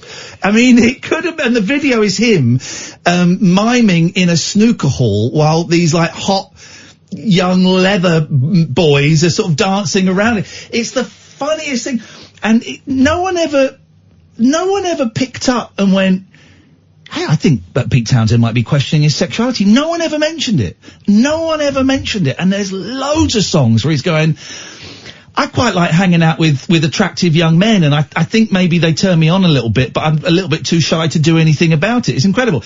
Anyway, Katherine and I are going to fall down a Who rabbit hole. I'm going to make you some Who compilations, because we're going to go and see the Who in April. I'm thrilled. Never thought I'd get to see them again. It's going to be some show. Last time I saw them, I was the guy that introduced them on stage, and they did Quadrophenia, which I'm not such a massive fan of Quadrophenia. But I'm going to do you some compilations. I'm going to do the hits. I'm going to do you some deep cuts. I'm going to do you some surprises. Pretty sweet. So it's a triple CD package you're getting. Oh, it's kind of... My dad always played The Who when I was a kid. Yeah. But I never got into it. Yeah. So I think it may ring bells. The Who are funny because they look like a balls to the wall. In the 60s they looked just like Thugs, which they were. The 70s they looked like Led Zeppelin. If you just look at them, with Daltrey with that big hair and Moon smashing away and Townsend with the jumpsuits, they look like an Entwistle stood in the corner wearing these sparkly suits. They look like kind of like a huge rock band, but they've just got so much more depth and subtlety, and they've got so many missteps. I really love bands, right? So I love the Kinks and the Beach Boys, actually. I love bands that make loads of mistakes and keep coming back. And some bands find their way back, and some of them don't, I love bands that make huge missteps where people go, what the hell was that? And the Who have done it loads. Well, like when the Kinks became kind of American rockers. Where the Kinks went over, when the Kinks did loads of concept albums that were, let's be honest, lousy, soap opera, anyone. And then they went over and became like an American hard rock band, and it's just so many missteps. But anyway, the Who, I love. Can't wait. Please don't say, what about Pete Townsend being a pedo? He's not. Well, when's he going to write that book? It was about 8 years ago, and it's a really good book, and I thoroughly recommend you read it. In fact, once I've read my Linda Ronstadt, my Louis Theroux, and a couple of other books, I'm getting out the Pete Townsend book again. I was thinking, I can't remember if I, read the Roger Daltrey book or not. I know I started it, but then I think I got distracted by... Life. By life, oh life, oh life, oh life, do life. I'm singing because I've just made a terrible mistake. I've opened up Roblox Studio and I meant to open up Skype. I don't want to update Roblox Studio, trying to close stuff down. Let me do a force quit. Let's force quit. Do you want to explain what's happening, Katherine, while I'm doing What's this, happening please? is our phone lines aren't working, so we're using a secret line that only hardcore fans will know. I don't remember the phone number, You so I don't can't even know help the you. number. Amy doesn't know it. I know it. And some other people know it. Google it. You can find it on Google. It's out there. If you know the right things to add. Skype was closed. Skype is now open. If you know the number or the sentence you have to type in, you can call up and you'll come on the air and we'll chat to you. It's working beautifully, actually. It's like a little filter. So only people who can use their initiative or have been paying attention it's like get Pippa. through. Pippa didn't know the number but did some work and she found it. And it was a great call. And she felt like she cracked the Rubik's Cube. Yeah. Yeah. You can do a Rubik's Cube. Yeah, How long does it take you? I did 2 the other night. At the same time? One after the other. Okay. So it's taken me less time, but I still can't remember all the moves. I have to use my sheet. Okay. With the different... They don't call them moves, do they? They call them algorithms. So you're using a cheat sheet? Algorithms, that's how everyone does it. Hello, caller, you're on Talk Radio. Oh, hello, Ian. I've figured out the secret number. Well done. What's your name, please? It's Liam from Brighton. I spoke to you a few times before, but I haven't spoke to you for a couple of weeks. Liam from Brighton. He's in a band. He's in a band, of course he's in a very good band as well. And he likes to put his hands in his my pockets. band broke up, actually. Whoa! What the hell? Yeah. Musical differences. I'll have to start a new one, I suppose. Your band was good, though. Yeah, I know. That's what I was saying to the guitarist who I write the songs with. I said, we're really good. I said Ian Lee liked us. And he went, that's it. The guy's a jerk. Anyway, he wasn't having any of it. Why did he want to start another band? Is he getting a job? Is he becoming a suit? Is he a square? What's happening? He just does. Well, he doesn't have time to do it. Right. I guess I live in Brighton. He lives in Oxfordshire. And anyway. That's a trek. That's not important. I don't want to dwell on that. Okay, well, good luck for your next project. Keep going, you've got talent. Please, I got through with your secret number. It took me blooming ages to do that. Yeah, I like this. I reckon, here's what I think we might do. Once a month, we set up a new number. And we just put it somewhere that people can find it if they use a little bit of nous, but it's a different number each time. There might be something in that. Like maybe like a sort of Twitter treasure hunt. Yeah. We hide a number somewhere. A different listener has it every time. Yeah, maybe we do something. Maybe we do something like that. Anyway, Liam, you got through. Well done. You've passed the first test. You passed the only test, I should say. What can we do for you tonight? I was wondering, because a few times I spoke to you before we were talking about music. Yes. Were you a fan of Daniel Johnston at all? We talked about that in the week. No. I love the film The Devil and Daniel Johnston. I think it's a great documentary. It's so wonderful, and I haven't seen it for years, and I need to get it and watch it again, because it's so powerful. It's fascinating, story of, I love stories of artists on the fringe. I love the interaction with his parents. But the music never really connected with me as much as it did with a lot of other people. And we played one of his songs last week that someone recommended, and I dug it, but it didn't really hit me right between the eyes. I have to be completely honest. Yeah, fair play. It's pretty lo-fi stuff, but you're right about the documentary, though. It's such a well-made documentary. It's some film, man. It really is. It's beautiful. It's not, it's just a great movie, whether you buy into his legend or not. And it's so well told, and I need to get it and maybe watch it next week. But, I like, he reminds me of kind of, Frank Sidebottom, and he reminds me of Captain Beefheart, and people on the fringe doing their own thing. And while I admire Beefheart and I admire Johnston, they don't resonate with me. But I'm glad that they existed. Beefheart, that album Trout Mask Replica. Smiled and Twisted. I don't understand why people say it's so good. Like I've listened to it several times over, and I don't understand why. I had a friend at college like who would just invite us around to his house, would get us very high, and then put on Trout Mask Replica, and you would endure Beefheart's madness just so you could get some free weed, because it was not a pleasant listening experience as far as I'm concerned. But again, I'm really glad it exists, because it's insane. And the fact that you and I, there's years between us, we're on a national radio station owned by Rupert Murdoch, and we're talking about this really obscure, not that obscure, we're talking about this cult, avant-garde, indulgent album that is nuts. And that's great. That's a good thing that this conversation is happening.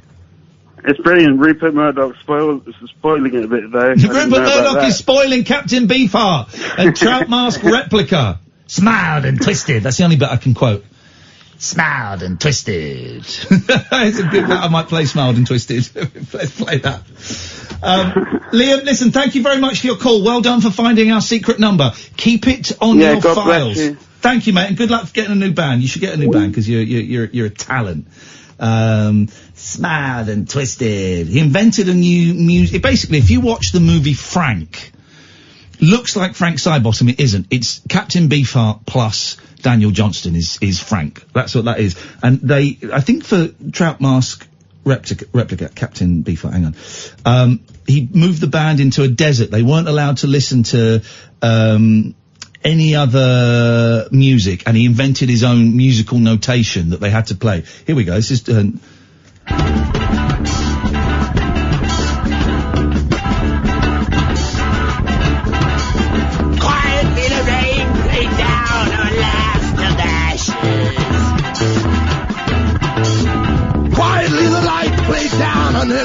kisses.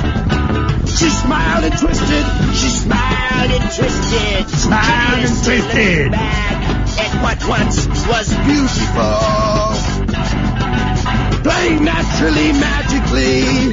You know, but the genius of that is, that sounds like random nonsense, but they could play that note for note every single, that is an actual constructed, crafted song that they would play note for note each time. Hello, caller, you're on Talk Radio. Hello, Ian Lee. It's Jessie.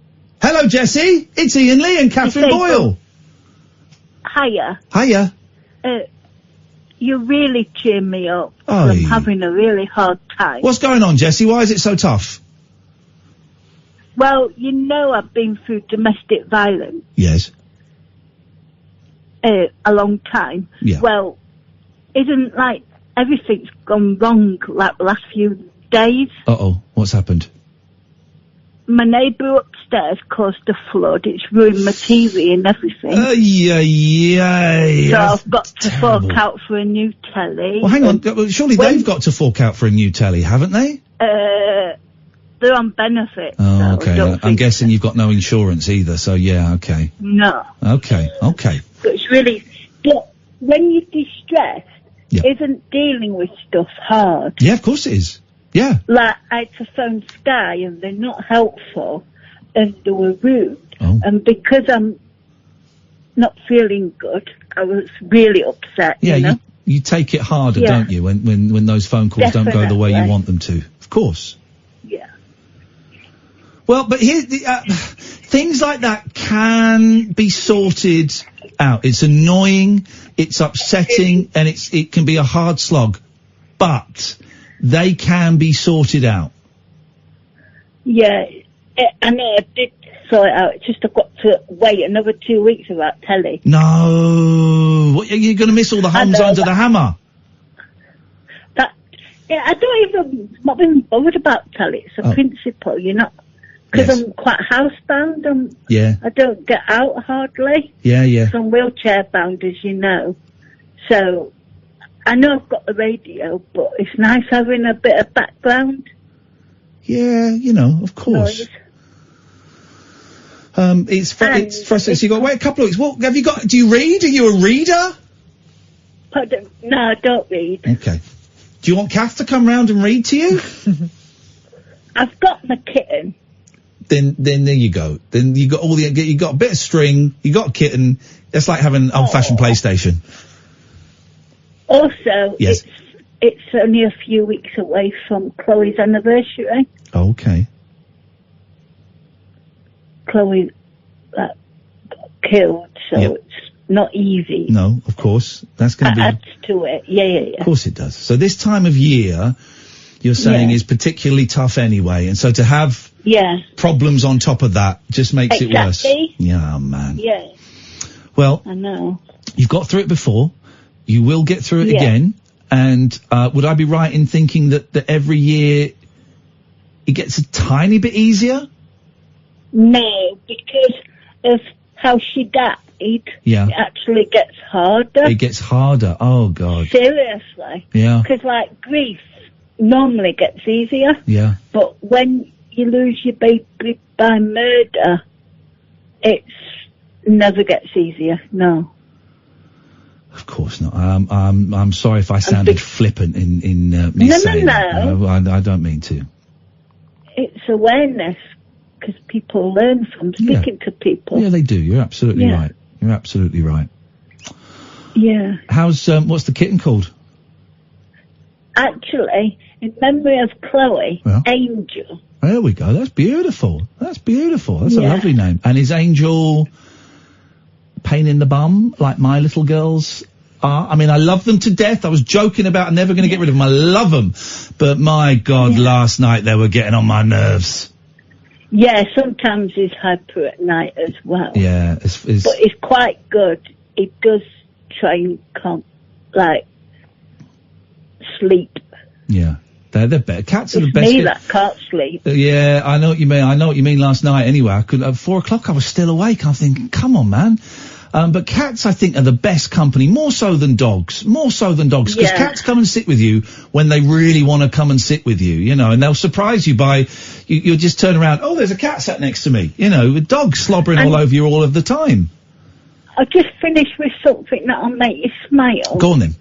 I've got something for my kitten I bet you haven't got for your cats. And he loves it. Little Tyke's car. Go on then, I don't know, what is it? It's a Little Tyke's car. A Little Tyke's car? For toddlers. Yeah, you've got a little... carers push him around in it. He loves it. I've got one of them. Do you want it for the cat? That's the thing that makes me smile in a You're day. pushing it? Is it one of those little cars that's got like a big handle on the back of it? Yeah. So that parents can push it without bending over? Yeah, it's red and yellow. Absolute fruitcake. I love exactly it. what you mean. The nonsense that we do for our animals, huh? I knew that'd make you smile. It made me smile a lot. You're bonkers and I love it. Hey, listen, it's nice to talk to you. Thank you very much for working out the secret number. Did we do the quarter past break? I apologise. We're going to do it now. This is Talk Radio. Stimulating nightly emissions guaranteed to open your eyes and your mind. Oh my word.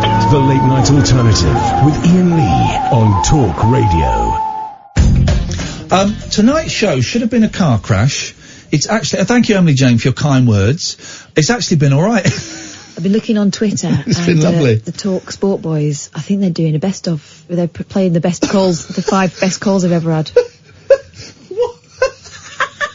What? Because their phones are out as well? Yeah. So I'm why thinking, are they doing that? So surely that'd be about football games that have finished. From the olden days? Yeah. Well, good to them. We get round it the way we get round it. Hang on, here's the thing I always think though, right? If you're a phone-in host, you should be able to fill 3 hours without any phones and with a newspaper. That should be it. And if there's 2, and that's on your own, right? And if there's 2 of you, well then you shouldn't be a problem at all. No. If you can't, maybe I'm being a little bit harsh, but if you're a phone-in host and you can't do 3 hours with a newspaper and your wits, you shouldn't really be in the gig, because these phones can go down. I know they seem to be going down a lot here, but they go down everywhere at some point, and quite often it's just you and a producer. And if you've got to reach for a best, okay, maybe you want to sneak in an old interview or something like that, but that's fine. But if you should be able to sit there with the papers and go, right, okay, I know what we're talking about. There's this thing here about, and boom, 3 hours. Those things are the making of a presenter, or the breaking, right? Yeah. When I used to have my own show at 3 Counties, and I had various different shows, and one of them was a kind of outside broadcast based show. We'd go and do 1 outside broadcast a week. Right? Yeah. And one week I was told I had to go to Watford Football Club and sit there and give a real flavour of the club. I said, I don't know anything about football and I'm not interested. All right, yeah, but you're good at finding characters. Yeah. All right, you help me out finding, and the club are up for it, and they can list 15 people off the top of their head that can tell you a good story. Yeah. Boom, fine, wonderful. Like the other time when we did a sports show and we kind of tried to prove that it's not really about the loose theme. It's about finding good talkers, right? Yeah. So I went, okay, I wasn't convinced about doing a football-based show, but I'll go. 3 hours I did. Yeah. They didn't give me anyone. Did they not? They got me no one. 3 hours sitting in an empty football stadium by myself. But if you can manage that, you can manage anything. My first proper, because I did radio years and years ago, briefly. Then I got on TV, and then I did a little bit at XFM, but I didn't really care. Then when I got the gig at LBC, I filled in for 2 weeks, Clive Bull, in September, but I was still using drugs. So I cried off the second week, sick. So lucky they gave me another chance, right?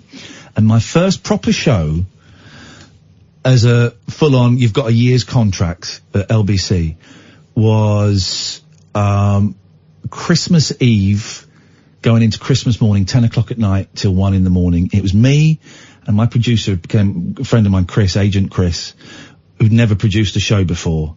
And we had 3 phone calls throughout the whole thing. And that was a real baptism by fire.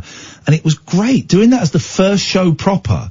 Because afterwards, someone said to us, it will never be that hard ever again. You've got 3 hours out of, it was literally 3 calls. You've got 3 hours out of 3 calls Boom. You can do it. And that's it. Find a way around it. We're very lucky that we have this phone number set up and we can plug our computer in and people can call in. But the obvious thing to have done would have been to come in and go, right, well, we've got a different number, get your pens and papers out, it's 0203, and then given out the number. The joy is, the clever part, the silly part, the foolish part, but the fun part was going, let's not give out the number, let's see. And we've had people phone in that know it, because they listen to something else that we do, and we've had people that have phoned in. Naomi's just messaged saying, I found your number. And then she says where she found it. It's out there. We had Pippa who found it. We've had a couple of people who found it. And it's been a really, really lovely show. So we're probably going to do this again at some point. A little secret show, because I've had the bestest time. I was really not looking forward to doing the show tonight for some reason. I was saying to Kath that, the last, sorry, Cara, people are sending me pictures of their cats, and there's Cara, sending me a picture of her cat who looks a bit like Lucky and was 1 yesterday. It's the best. I'm having this weird kind of space where I love doing this job so much, and I really am loving it once they're on. But for the 30 minutes before the show, I'm getting quite anxious. I don't know if it's stage fright is not quite the word, but I'm getting anxious about the show and thinking, oh God, I really don't want to do it. And I'm thinking it's going to be harder than it actually is. Not just tonight, just in general. And so there's something is going on. I don't quite know what. You've been a bit wobbly this week. Yeah. Like over the weekend, you were getting anxious about something else. Yeah. And then that got sorted out. I think it's trying to find something to latch onto. It is. It is. You're probably right. Anyway, I'm not going to give out the secret phone number. I lied to you. Sorry. It wasn't a lie. I thought I did mean it when I said it. I did say I was going to give out the secret phone number or the Skype name at past. Actually, I'm not going to, because if no one else calls in, we've still got plenty to chat about. We've not done the Vag Museum yet. Gosh. But if I see someone call in, I'll tell you what I need to do actually, Katherine. Well, battery is... Let me plug that in. My battery is running out. If you could plug that in, I've got to be very careful because the computer is literally balanced. I think I've got to get a new laptop soon. This one is full of rubbish and I don't really want to... When it gets full up, you just throw it away and buy a new one, right? Is that how it works? All right, Richie Rich. This one's about 7 years old. Let me see what year this is. I'm saying about this Mac. Also, I don't want a Mac anymore.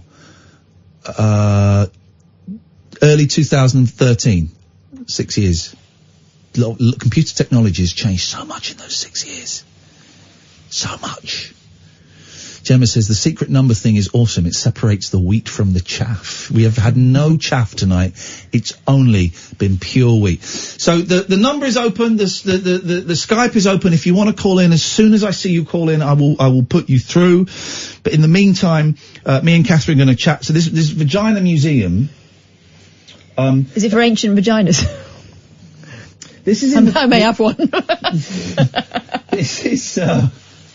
This is in the T2, and they do this thing that they do in they do it in the Guardian magazine, the Guardian Guide, where instead of just writing, oh, there's a vagina museum opening and it's being done by this young woman, and they do it as a conversation, you know, so it's like... Well, like they script it?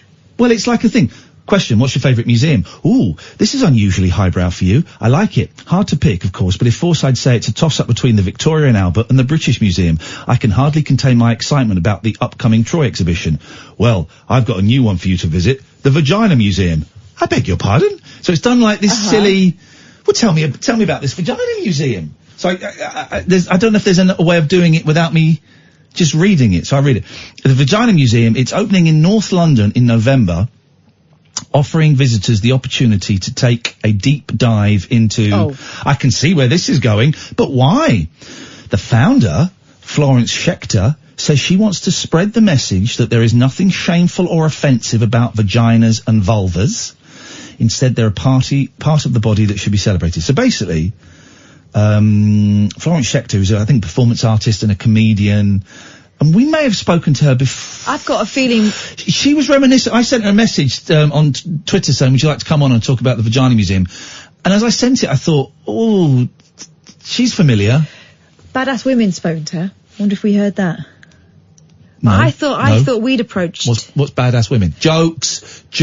I like the Badass Women show on a Saturday night. We got a call. Hello, caller. You're on Talk Radio. Oh, goodbye. Okay. It was brief. There we go. Goodbye. Thanks. I had the wrong fader open. What an idiot. Thank you, Amy, for saving me there. She's opened pop-up spaces dedicated to all things vulvar. There's no way to refer to it. My pop-up space. I'm just gonna read it and you do the gags. All right. Okay? You workshop your Edinburgh show. You should do an Edinburgh show. Shut up. Not an Edinburgh show, because it's a waste of time and money. But you should do a show on your own. A live show on your own. Why not? Too busy. No, you're not. I am. That's rubbish. Why not? Genuinely, why not? Genuinely too busy. There's loads of reasons. Genuinely too busy. I'm genuinely too busy. Once the kids go back to school, I'm watching the clock all day, every day. But let me think about it. You've sown a seed, but don't push it, because it makes me feel very anxious. Mm-hmm. Continue. That's the end of the story. So, fannies. That's the opening line. I'm in. I would pay 15 quid if the opening line is so fannies with Katherine Boyle. There's some people who say it's Katherine Boyle. First line. Stop it. Tell me. Fannies. I'm in. I want to do another solo show, but I don't know what. I don't want to do something as produced. But I don't want to do something as produced as the Iain Lee versus Radio. I want to do something a bit more spontaneous, but that is significantly different from the rabbit hole that we do. By the way, Saturday, December the 14th, Rabbit Hole in London, brand new venue, the mighty Half Moon in Putney, which is stunning. Afternoon show, 3 till 5, Saturday the 14th of December. If you go to iainlee.com/event, iainlee.com/event, you can see, you get tickets for that, and also tickets for Brighton, which is happening in November. Let us go to... Hello, caller, you're down the rabbit hole. Hey, dude. Hey, who's this? Christina. Whoa! I cracked the code. You cracked the code. Don't tell us how, or don't tell us how. I will not. How long did it take you to crack the code? About 10 minutes. But I tried, when Pippa called up, I've been on hold for a while, because I love that call. But look, I'm listening now. Beautiful. Welcome, Christina. You did it. You see, you did it. Guys, it's possible to phone in the show without knowing the phone number. You just got to do a little bit of digging, isn't it, Kath? Little bit of digging. Christina. But like you said, if you're a fan, you know how to kind of find it. Exactly. You just got to look in the right corners of the internet. What can we do for you tonight, Christina?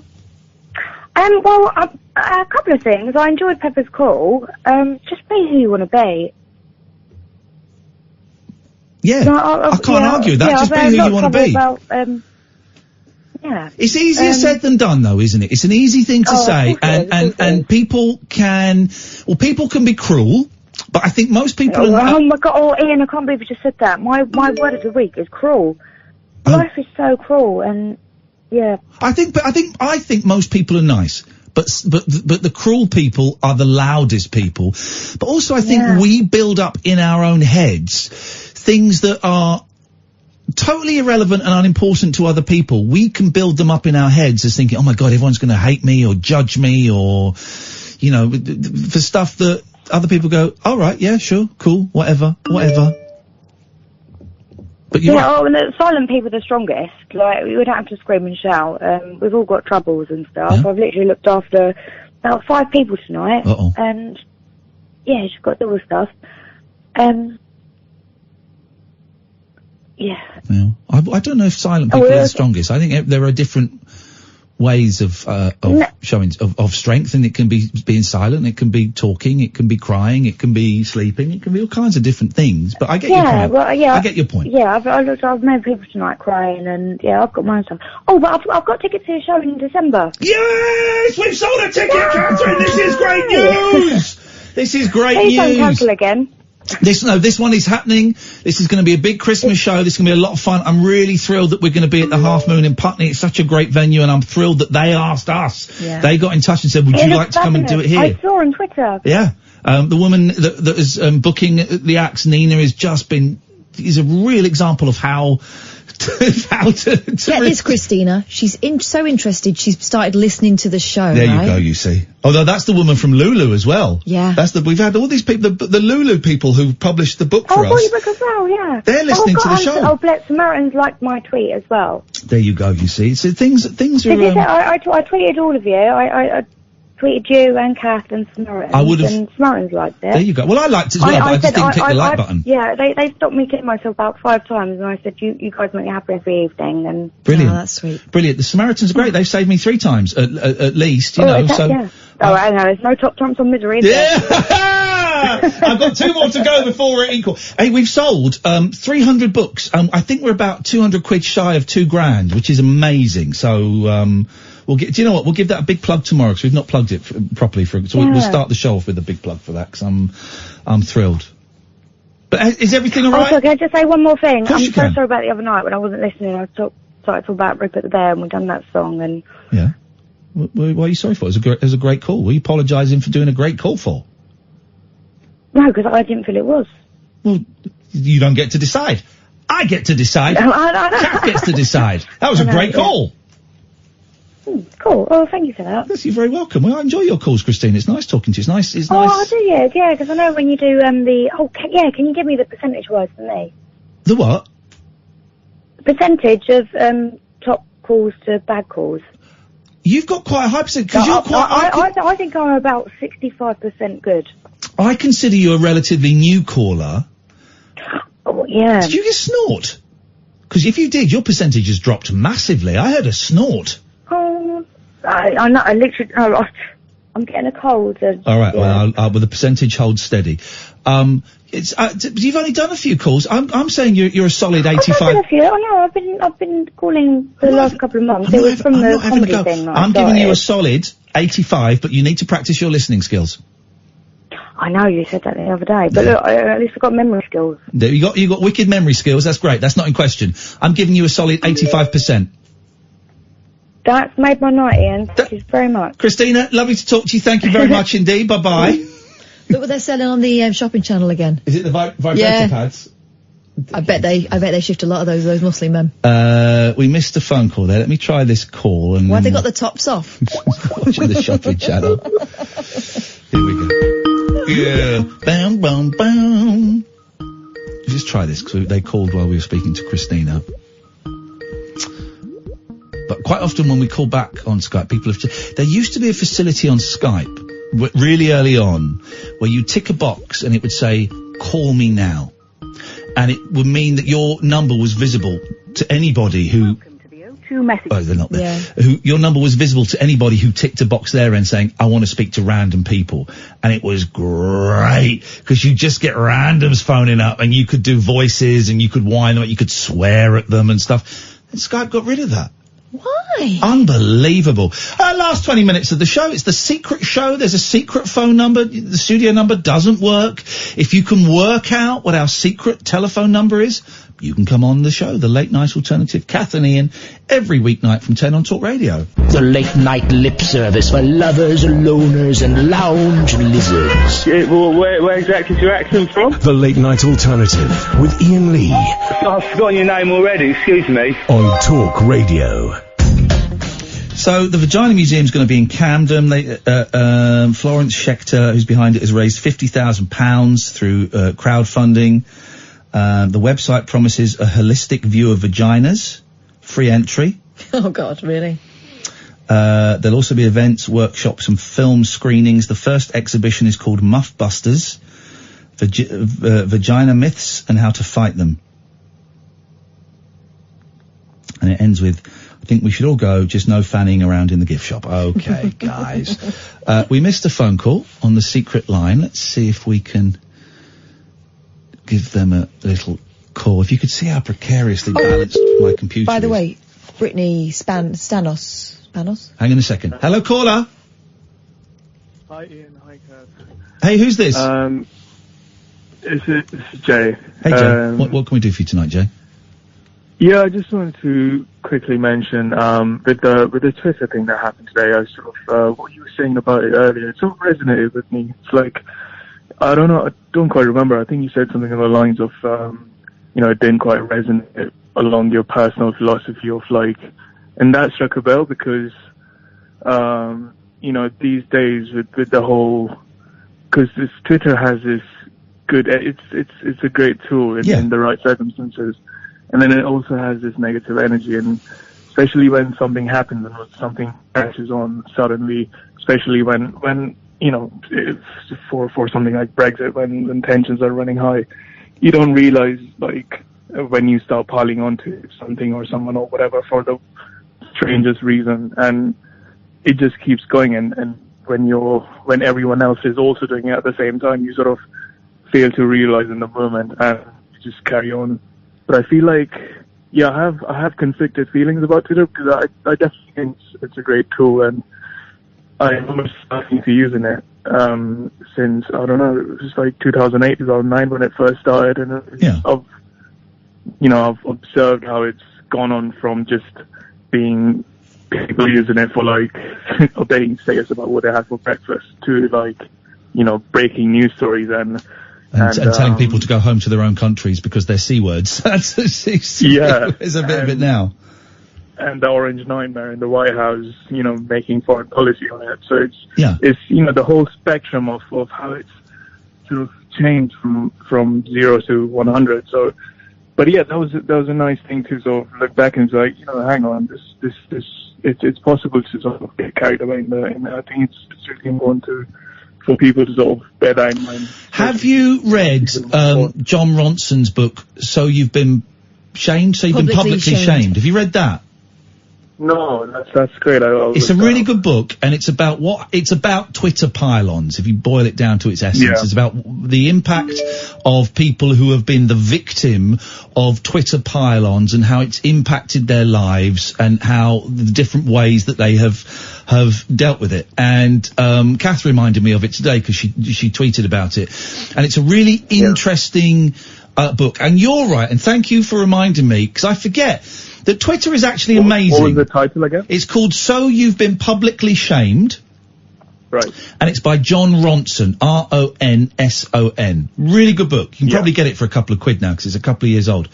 But I'd forgotten that Twitter is amazing. Twitter is an amazing invention that we can communicate.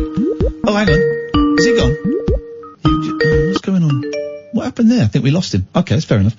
The Twitter is an amazing invention. Right? It's an incredible invention.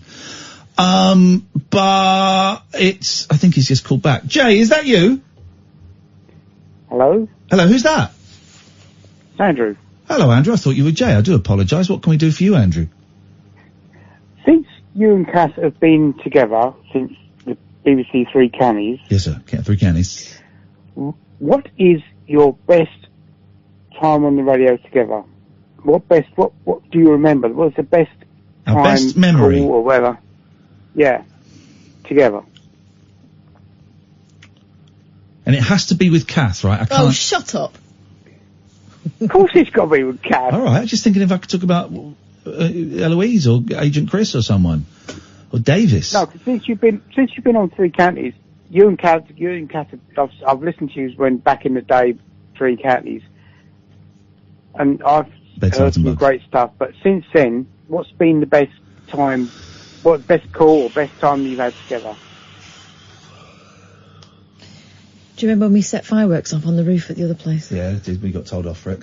Then you found out, like, months afterwards, when the bosses found the bits. Can it be from Three Counties? Yeah. Right, I'll tell you my favourite time is when I told a load of Christian homophobes that they were homophobic, and the shitstorm that grew around that, and it just brought me and Katherine closer together, because that day when I got a phone call saying there might be a problem, I phoned up Kath and said, this is not going to end well. This is not, we're about to get stitched up massively. And then a week later, I got the boot. But also, and it was heartbreaking, and I did have a breakdown, but at that point, I also knew I was going to come to talk radio. So it wasn't, it was that period when I knew that we were totally in the right and it was horrible and it was really upsetting, but... I remember that call. I remember that. Oh, it was nuts. I remember that. It was nuts. And I knew I was coming here and I was like 50% sure I could get Katherine here as well. And it's like, right, I'm gonna go fully and I'm gonna get you a job at Talk Radio as well if I can. And it was that, even though it was horrible, that's probably the thing I look back on, Kath. I don't know, you? It was a making of us, we didn't know it at the time. Yeah. We've had a few things like that have been really rough at the time, but actually we've come through it and we've been better off afterwards. Brilliant. I know the funniest thing. Tastes like food. Oh, God. Did you remember Taste Like Food, Andrew? Leslie. It was here. It was here. It was quite early on, so it's probably about 3 years ago. It was an old guy called Leslie, and I don't really remember it. But he said he didn't like a food that we've been talking about because it didn't taste like food. And so we then played a game where people would phone in and just. It makes no sense saying it out loud. You had to be there. People would phone in and say a food to him, and he'd go, tastes like food. Yeah, I can remember that. Tastes like food. No, it doesn't taste like food. And I don't know why, but I was howling at that. And I can't explain why, because it sounds like nonsense, but maybe we'll put, if we can dig Tastes Like Food out next week, maybe we'll put it out as a podcast. There was another one, I think there's another one back on the BBC thing. Yeah. It was and you were saying, do you drive? Jeff. Yes, I do. Oh, Jeff, do you drive? No. Do you drive? Yes. No. Do you drive? Yes. Yeah. I can't remember where it was or who it was. I remember. It was just unbelievable. It was an old guy called Jeff who'd rung up, and we knew from the moment he rang up that it was going to be a classic because he started telling us where are you from, Jeff? He started telling us his exact coordinates. We knew exactly how old he was within the first 10 seconds of the conversation. I mean, he just told us everything. The question I wanted to ask was, Jeff, do you drive fast? Do you drive fast? But he wouldn't, I'd go, Jeff, do you drive? Yes, I do. Yeah. He wouldn't let me get to the word fast or quickly or whatever it was. Slowly. It's on YouTube. If you type in Iain Lee, do you drive, dear listener, you will find out exactly what Andrew is talking about. It's very, very funny. We've had loads, we're so lucky that we've had loads of moments like that. This is our job, and we've had loads of moments like that. So, we're very blessed. I bet you love your job. Oh, man, it's the best. I get to come and show off to my best mate every night. My job is to make my best mate laugh. That's it. Because I know if she's laughing, there's a good chance that you lot will be laughing as well. And your best mate makes us laugh as well. Yeah. Sometimes intentionally as well. Isn't that funny? Andrew, it's nice to talk to you, mate. Thank you for the call. Thanks, Andrew. Cheers. There we go. I really can't think of a favourite moment. I forget things. The shows when you're not here are a real joy.